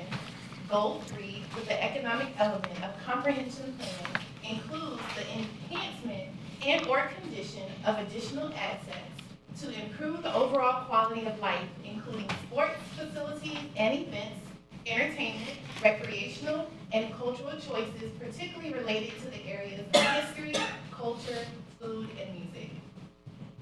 There is a community need to support local businesses by allowing them to utilize outdoor spaces effectively while ensuring public pathways remain accessible and safe as mandated by the ADA and other regulations. The amendment is consistent with the intent to promote mixed-use developments and enhance the economic viability of the city. It is designed to ensure compatibility among users by balancing businesses' needs with pedestrian rights and safety. The proposed LDC text amendment is not anticipated to have any adverse impact on existing development patterns. The proposed LDC text amendment promotes a logical and orderly development pattern by clearly defining the parameters for outdoor dining spaces, preventing unsanctioned encroachments into public spaces. As you see before you all, these are 3 concept examples. With these concept examples, the redevelopment department will be offering concepts provided by grant funding. The redevelopment is developing a grant program to offset the cost for the design and installation of the barricades. This provides consistency throughout the CRAs and the outdoor seating site and sidewalk cafes. The goal is to make sure the experience within the CRAs and throughout Daytona Beach is a great experience. You can reference the changes to the text amendment in the staff report that you have before you. Staff recommends approval of the request to amend the Land Development Code to modify standards and conditions for outdoor seating areas at eating and drinking establishments and their use of public sidewalk space. A majority vote by the planning board members present and voting is required to recommend approval to the city commission. This item is anticipated to be heard by the city commission for a first reading June 5th, day after my birthday, 2024, and second reading on June 19th, 2024. Are there any questions? If I can, let me give you a little bit more technical information on what the amendments are. Right now, the general rule in the Land Development Code is you can't encroach onto city right-of-way, which includes city sidewalks. We have an exception right now in the Land Development Code that says outdoor sidewalk cafes can encroach into the sidewalk under certain conditions. So we already provide for it. We already established conditions. We already allow these sidewalk cafes to be approved administratively by city staff, so long as there's a sidewalk cafe license agreement, which right now has to be renewed annually, and which also contains some additional limits that would not allow the kind of decorative half walls that were shown to you to be used at these sidewalk cafes.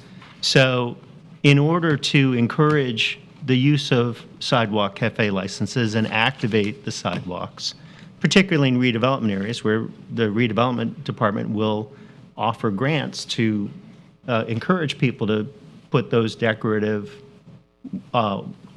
barricades in, you have these amendments. The first amendment is that the license agreement would be for an indefinite period of time until the city terminated it. And of course, it's just clarifying, consistent with our obligations with regard to the right-of-way, that in addition to terminating a sidewalk cafe license because of violations on the owner's part, the city manager or designee would have authority to terminate it if it actually interfered with the public's use of the sidewalk for any reason.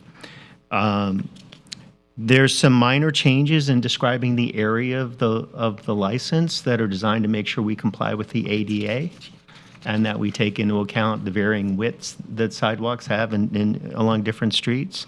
and to make sure that we're preserving sight distances, which is an engineering term that I think means, make sure vehicles can see pedestrians and vice versa. And then there's an additional bit of flexibility regarding encroachments that are provided relating to outdoor seating areas that would in some instances allow for an exception to a current rule that says any overhead encroachments over the sidewalk have to be at least 9 feet above ground level. Well, if there's a nice decorative awning or something that the property owner wants to make as part of the sidewalk cafe, then this would give staff authority to approve that as well. All of these would remain encroachments. There are no permanent rights given by this. This is really all intended to make the sidewalk cafe license process a little bit more user-friendly to, as Ms. Fuquay said, activate the public sidewalks. And most of all, providing consistency throughout the CRA years. Yeah, I had a question. My question is, does the sidewalk have to be either 5 feet, 7 feet? Are there some regulations with that in order, because for safety reasons? Or can they set up on any sidewalk? So the idea is to have it for the local eateries, and it does have to have that 5 foot. It's at least 5 feet. Oh, Yes, it's for accessibility. right. What I didn't see in here was the public thoroughfare and the allowance for that. How much space do they have to leave for pedestrians to walk through? Wheelchair, right. Because that's kind of a problem downtown right now. Some of the cafes just have their tables right across the sidewalk, and you have to maneuver through the tables to walk through. And does this address that? It does. So that's why we're making the amendment for the sidewalk cafe. And the accessibility is key. And we're really stressing consistency throughout all of the areas. You gave that example for the Beach Street area. For downtown, we have designs, as you can see here, and this will be more so towards the building, so you'll have accessibility. And some of the sidewalks are a little bit wider than other sidewalks, and we'll take those into consideration, but everything has to be approved from the redevelopment board, and also planning will look at it as well to make sure that accessibility is there. So it restricts the amount of space that they can actually come encroached on to make sure, okay. Yeah, and I'm sorry, I think the ability to have the barricades also helps protect that pedestrian walkway. Sometimes those tables and chairs start to encroach. These barricades can really help define that area for a safe pedestrian space. And they can also use those as their premise, where you don't, you can trespass on those areas. Picking up on what the chair says, there's been some reporting that some licensees in the downtown area who have tables and chairs out have arrived at their business, after being closed for the night to find that the area's been trashed by somebody who shouldn't be there. So by creating a license that includes a barrier, there would be a legal ability of that owner to establish a trespass program, just like an owner of any other private property could, and many owners do with our police department. A lot of the cities, here in Central Florida, I'm very familiar with Winter Park.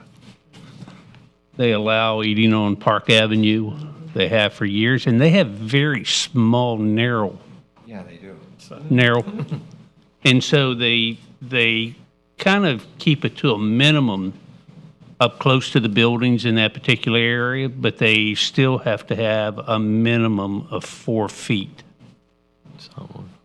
And that's in Winter Park. And, with, say, like on Beach Street and everything, we've got plenty of sidewalk there with the new parking and everything. So I think this would enhance people to dine outside, and I think it'd be good for the city, downtown. Much better downtown for that. Absolutely. Winter Park is.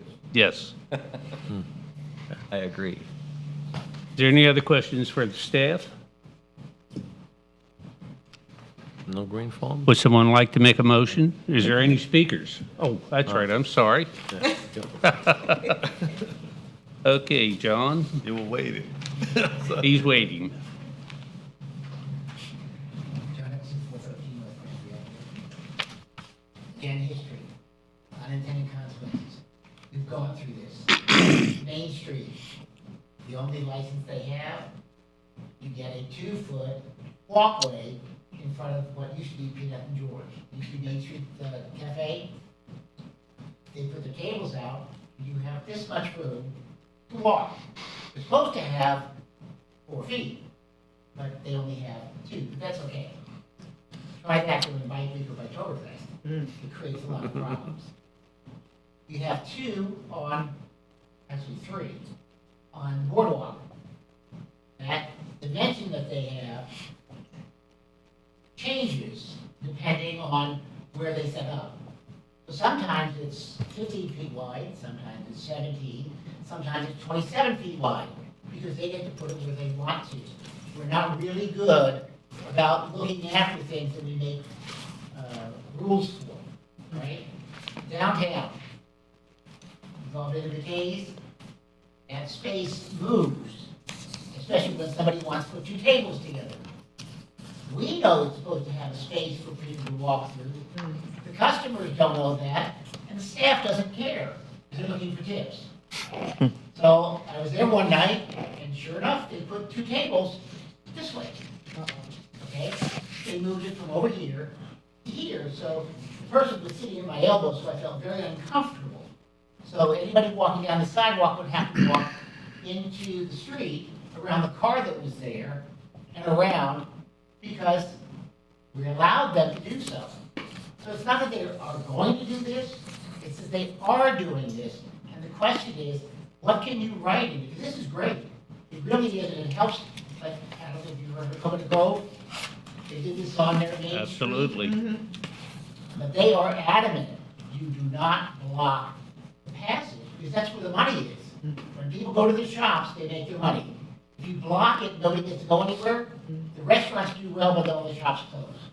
So do something, whatever you have to do to make sure that the rules that you're setting up are followed, and that there's a set. Jim just kind of went around in circles when he asked, what's the width? Well, yes, we're going to look at it. Well, what's the width? Oh, yeah, well, make sure. Well, what's the width? Oh, yeah, we're going to make sure that there's a room for them to walk. There's never said it has to be 5 feet. It has to be 4 feet. You've got to say it must be, even when the chairs are pulled out, because if you have 4 feet, and somebody sits here with a chair, they're moving it 1 foot to 2 feet. No matter how skinny or fat they are, they've got to encroach. And if somebody's sitting on the other side, and they encroach, what happens when they both come in 1.5 foot or 2 feet? Thank you. I think one of the important things of this is with the barriers. Establishing the barriers to, to keep exactly what John's talking about. Somebody pulling their chair out.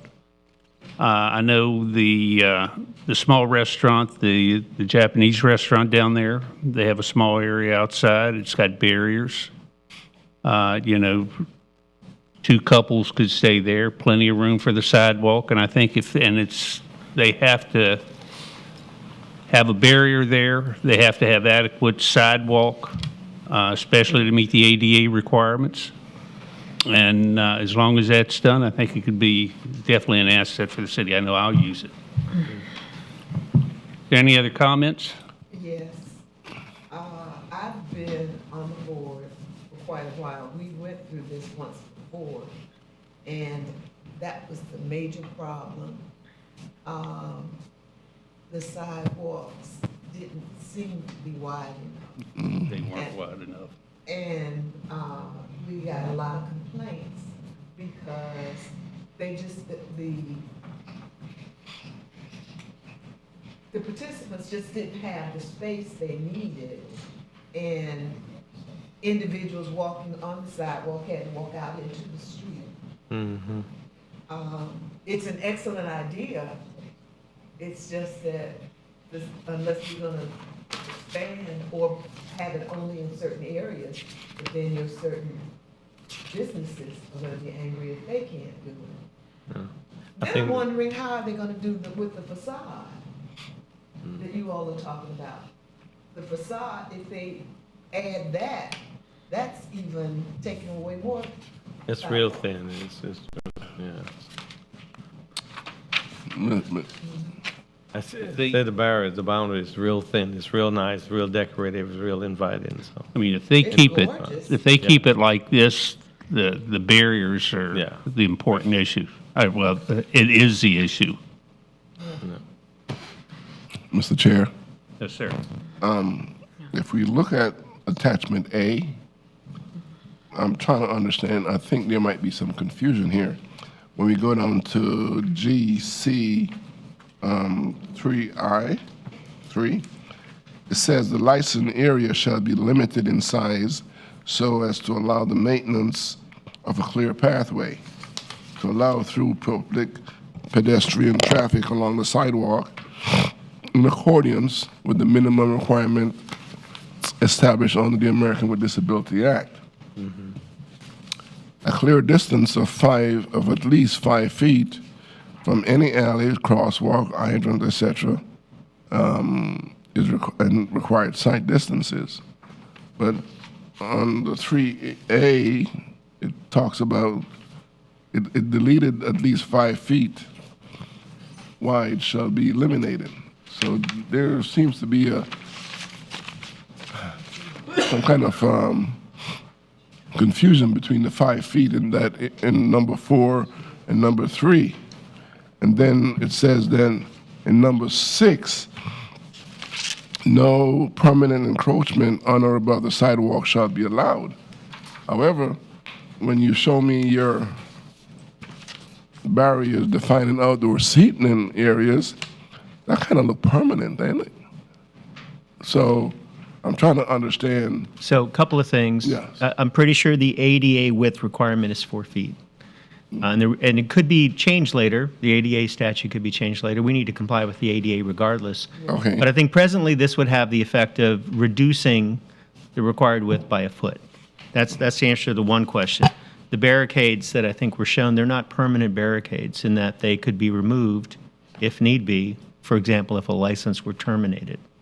We don't want anybody to construct a building in the sidewalk or to, put footers in the sidewalk. And the city, who would be in charge of the grant program, would not consider those to be permanent barriers. And number 3 and number 4, you talk about at least 5 feet, but you deleted it in number 3. But the difference is that number 4 has to do with intersections with alleys and crosswalks, areas around fire hydrants or where public access is needed, as well as site distances. These changes were all provided to us by a Public Works Department review. Our Public Works Department has all of those engineers that would typically enforce, sidewalk construction issues. It's a little bit confusing. I think the main thing is that these things were made up to address problems that are currently existing. And whether, will they work or not, leaves to be seen, but as it is now, it's not really acceptable. So these have been proposed to address some of the problems that are happening, particularly in the downtown redevelopment area.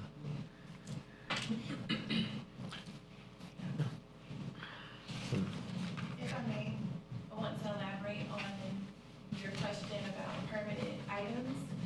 So aside from that, there has been questions asking if they can have permanent seating items there. And that's why we added that text in there to say no to that, having permanent chairs being bolted down or tables being bolted. Those items needed to be able to be moved. So I wanted to elaborate on. So your examples of the barriers are not bolted down to the sidewalk? No, those No. are temporary. They can be moved whenever we need them to be moved. Okay. And that's all across, even throughout the states or throughout different municipalities, we're able to move those. Seen the places.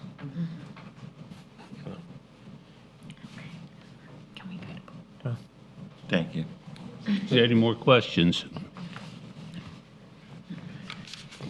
Yeah, I make a motion that we accept agenda item 4D, Land Development Code Text Amendment, DV 2024-073, Outdoor Seating Sidewalk Cafe.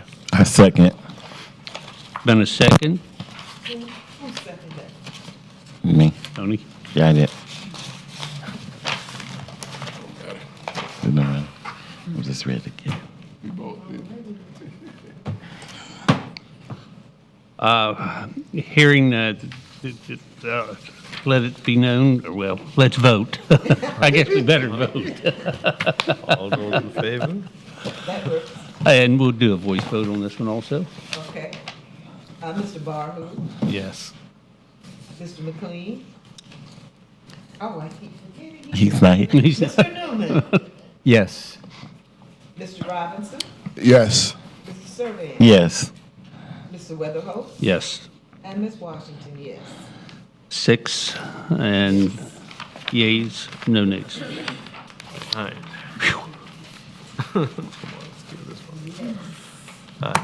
Item 4E. Mr. Mrozek asked me to go ahead and explain this item for you all, so I'm going to go ahead and do that. LDC Section 6.22 provides for various kinds of development incentives for affordable housing. The section defines affordable housing as housing that's affordable within federal or state guidelines for affordability, that 30% rate that you hear about, for either low or very low income households. Low and very low income are defined just as they are under federal and state housing programs.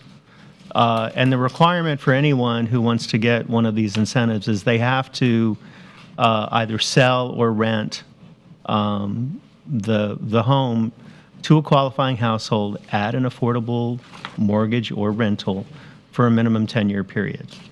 If somebody is given ownership of one of these properties, and at the time they take ownership, they meet the qualifying household guidelines, but they later on are more successful, the house could still be turned over at market rate, and there's no requirement, in contrast to some of our federally funded community development departments, to recapture any kind of incentive. So the incentives that are authorized under the current code provision that are approved administratively are various kinds of permit fees and impact fees. Right now, the requirement is, in order to get these incentives, the applicant has to sign a deed covenant that would get recorded that basically says what I just told you. And we haven't had many applicants come through and ask for these incentives. And until recently, all of the applicants who did come through were already in some other contractual arrangement with the city, such as our Community Development Department, which administers federal home program funds or state SHIP funds. And when they participate in that contract with the city, there's all kinds of contract provisions that provide the city a lot of assurances that there's going to be a qualifying household put into that house at an affordable rate.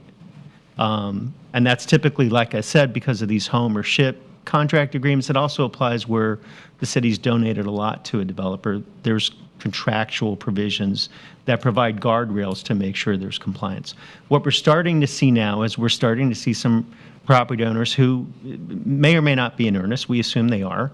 But they're not under one of these prior contractual relationships, and we're realizing if we don't know if they've got experience the way some of these other providers have in qualifying people, for affordable housing, we don't really know how that's going to turn out.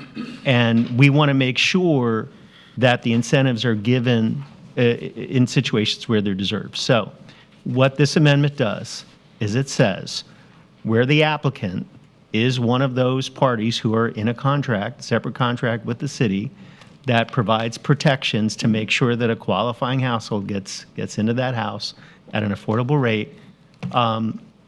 What we're doing is we are waiving those various fees. In other situations where there's not already that contract, we're going to reimburse them once there's been proof made at closing or at the beginning of a lease that the qualifying household is in fact the owner or tenant and that the rate is affordable. And it just gives us the ability to make sure that the purposes of the incentive program are met. One other thing that isn't in your report but was requested by the Development Services Department is a clarification that ADUs, accessory dwelling units, which you may recall were added as an approved accessory use for single-family and I think duplex dwellings under the Land Development Code, they would not be eligible for these administrative incentives. Now, one thing I didn't mention to you is that in 6.22, we've been focusing on the administrative incentives. These are things that staff would just issue, right? In addition to those administrative incentives, there's a general provision in 6.22 that says the commission can give incentives in situations where staff couldn't or can give greater incentives. So it's possible that if an ADU couldn't be given an administrative incentive, somebody might be able to get the commission to agree to that. Similarly, somebody who's not in a contract with the city and doesn't have one of those contracts that provides guardrails that there's going to be a qualifying person in there at an affordable rate, they could also go to the commission and ask for incentives. We're talking about the types of incentives that staff is authorized to issue. That's it. Anything from staff? I personally think that the city, this is overdue. It's something that the city's been talking about for a long time, and I'm glad that they're finally getting around to it. Mr. Chair, Mr. Ben, affordable standards. What's affordable? Affordable is... Is there federal guidelines for it? There are, and they're the guidelines that are used in the home ownership programs. Okay. For home ownership, the total mortgage, insurance, and tax costs can't exceed 30% of the adjusted gross income for somebody who would be considered to be low or very low income. Okay. For rentals, the rental rate couldn't exceed that. Thank you. Yeah. Any other questions? We have a few speakers. Mrs. Rodriguez.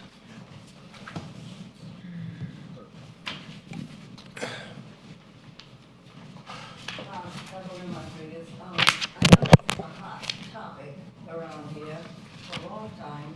The commission is split, some like it, some don't. I went to a city commission meeting regarding affordable housing, and they actually provided status that the city of Daytona does 3 times as much for affordable housing than other cities, and we keep doing more and more for affordable housing. I think we have enough affordable housing.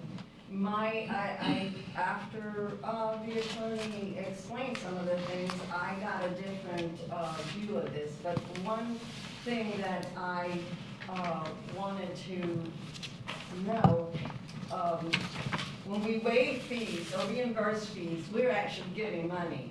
In years past, what happened to giving them a tax abatement? Is that only for businesses?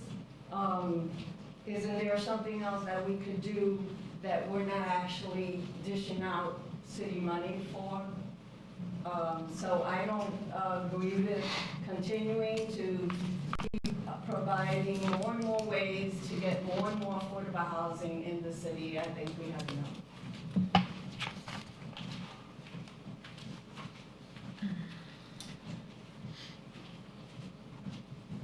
enough. John?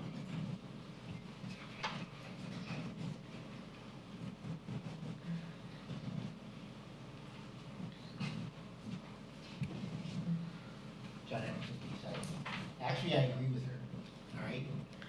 If you look at Pond Inlet, how many of you would think you could go to Pond Inlet and get an apartment or a house for $800 a month? Can. What about the shores? Can. Okay.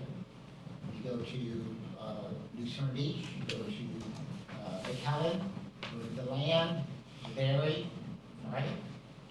What's happening is you're creating, and what the mayor calls a ghetto, in the city of Daytona Beach. It helps us for a number of reasons, and it hurts us for a whole lot more, right? when somebody's looking to bring a business to a location, they're looking for the educational level, they're looking for the economic level. If you want a business that relies on people buying from you, you want to make sure that they have disposable income. The city, years and years ago, before you were all born, had chosen to have a HUD housing program, bar none. We had, I think, at 1.3 thousand units of affordable housing, all right? And to get into affordable housing, you can't have money, okay? You can't have a good job that's paying X amount of dollars. You had to need the affordable housing in order to get in. So when you keep adding that into our city, all the other cities said, well, we don't have to deal with it. Just send them over there. Charles Cherry used to bring them in from 5 counties. Lake County, Putnam County, St. John, Flagler. Their poor people came into Daytona Beach because we built the housing for it. They didn't have to. All they had to do was send them here. And it hurt us in the long run. It helped those that needed it, but it didn't in the long run. We also have senior citizens. If you look at Beach Street, how many affordable senior housing do we have on Beach Street? We have 6, and 3 more on the way. What does that do with, and I'm sorry, seniors like myself don't have disposable income. Margaritaville does. They're seniors. They got plenty of money. But go to the Windsor. When was the last time they went out and spent $150 for dinner? Not gonna happen. So our downtown is hurting because we were nice enough to be considerate to our seniors to provide them with housing. So we have to be very careful when we do the affordable housing, because we, believe it or not, we have more than our fair share of housing. Maine, Midtown, at one point said, no more affordable housing, no more housing. We want affordable housing. So now we're gonna get to the point where we're gonna say, we don't want any more affordable housing. We have enough. 85% of our people go out of town to work. Ms. Albee, mic.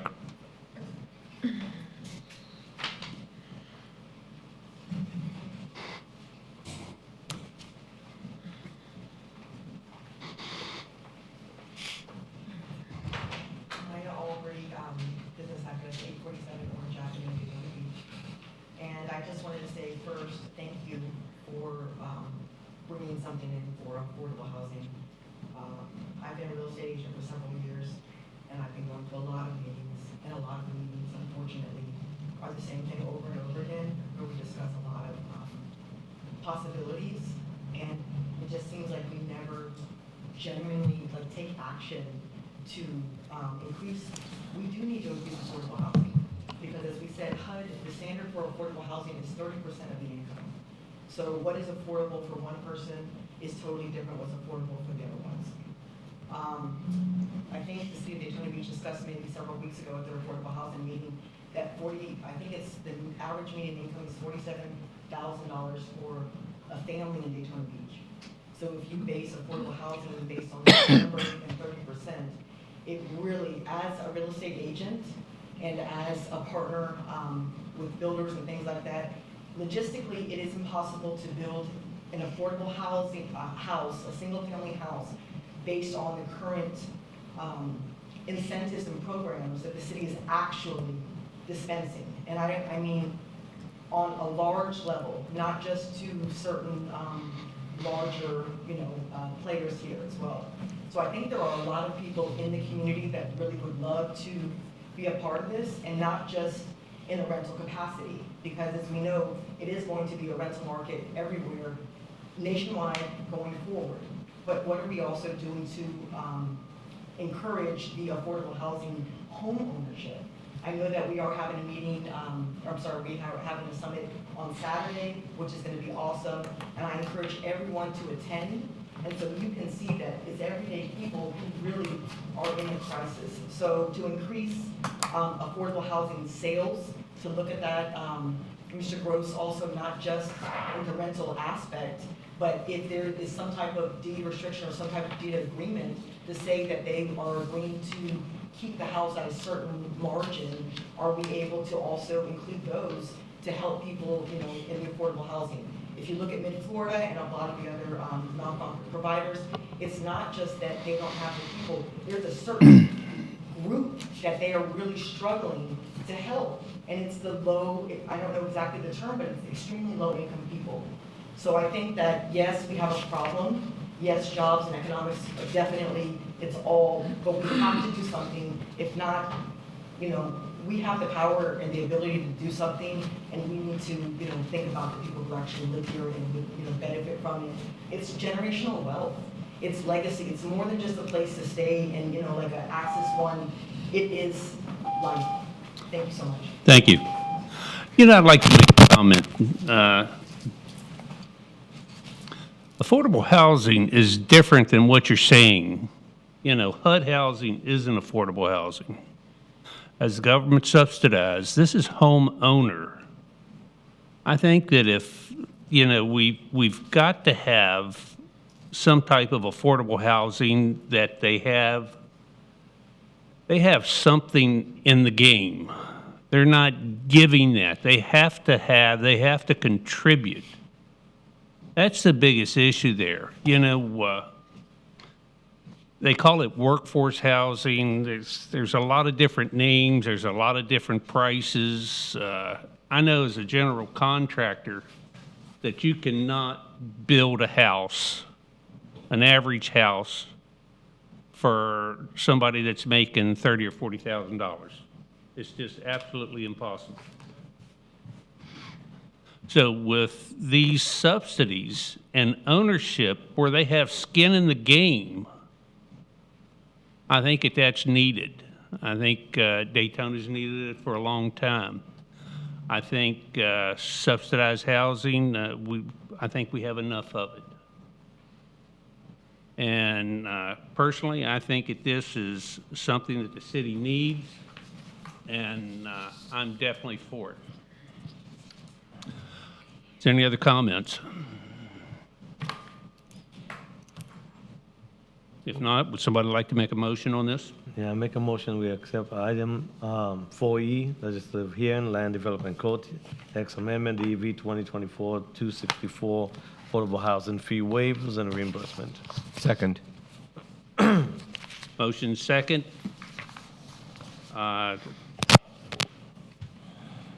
Hearing all that, let's. Roll call. All those in favor? Roll. Let's do a voice count. Mr. Barhu. Yes. Just a minute. He's in you. Oh, Mr. Newman, yes. Mr. Robinson. Yes. Mr. Survey. Yes. Mr. Weatherholt. Yes. Ms. Washington, yes. Did I miss anybody? Nope. All six here, yes. Motion passes, 6-0.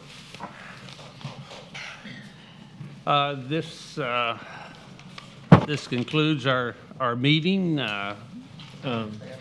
have, Other business. Other business. No. Other business. Okay, other business, the downtown. Yes, we met this month, mostly discussing the a pilot program for extended. I just went blank. To extend security on Beach Street using the same company that's doing security in the Esplanade, and that's currently happening. We have a young man in the morning that is walking the street and checking on things. They have a direct line to the police department if they need them. One of the issues is that when you try to call non-emergency, very often they don't answer the phone. So these people have a walkie-talkie link directly to police force to bring them in if there's a problem. And I think they're doing a period in the morning and then a period also in the evening. It's currently just a trial program to see how it works. And if it does work, they will go to a permanent situation with that. Is it just a time period, or is it 24 hours? It's just certain time periods, the kind of high traffic periods on Beach Street. And they're also looking at, it's currently just on Beach Street, but they're looking at it, extending it pretty much throughout the redevelopment zone.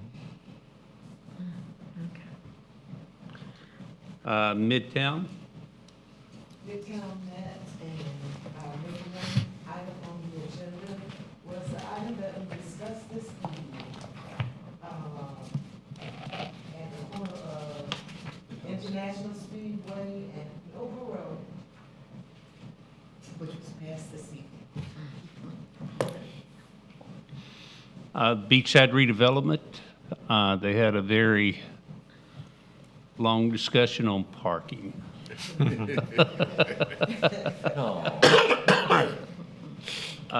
You know, what's the limits of parking, you know, the requirements for special events. They had some very good comments, because parking's always an issue, special events, or just about any event. Doesn't have to be special. And they had a very spirited event, you know, discussion on it. I thought that I brought up a couple issues on parking, private property, liability. But it was a very good discussion. I think that it'll be brought up more and more throughout the city. Affordable housing?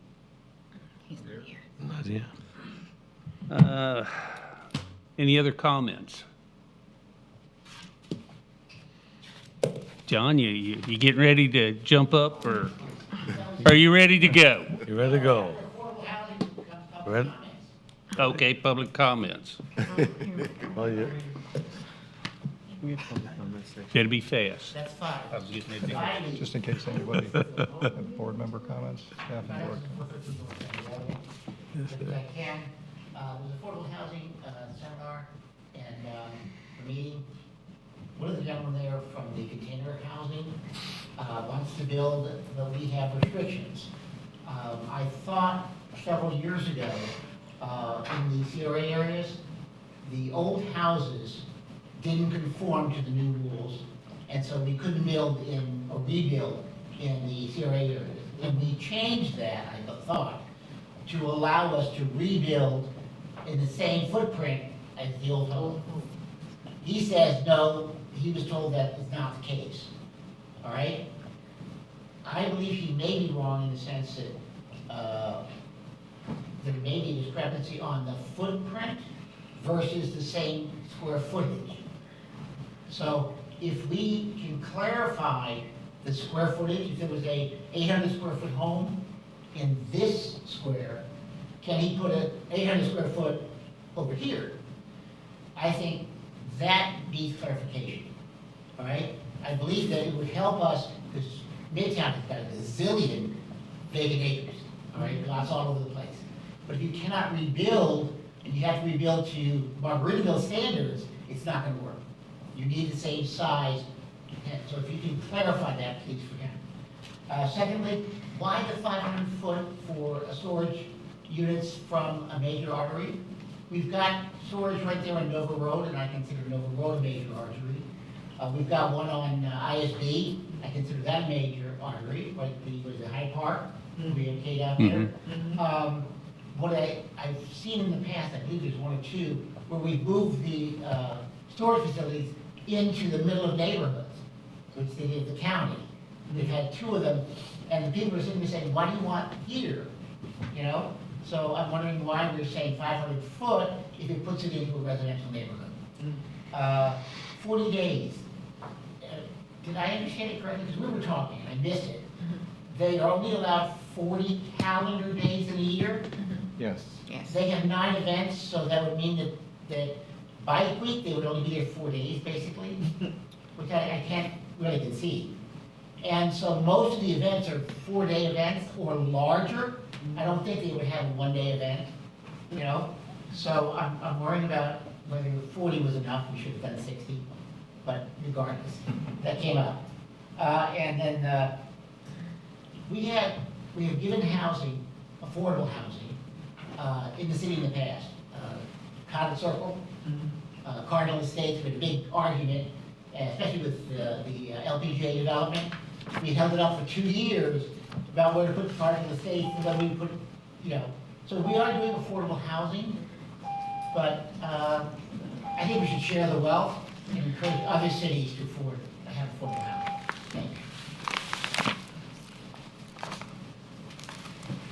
Is there anyone else? Just let us clarify, Mr. Johnson. We said 35, they used only 35 days. Last year, this was very deep, we said 40, give it to them days, but that wasn't sufficient, they could come back. So that's why. Other than that, thank you so much, wonderful week. Month. Is there any board discussions? Any comments? This has been a long meeting. It's been a while since we. I adjourn this meeting. Thank you very much. Piece of cake. You should wait till the next one.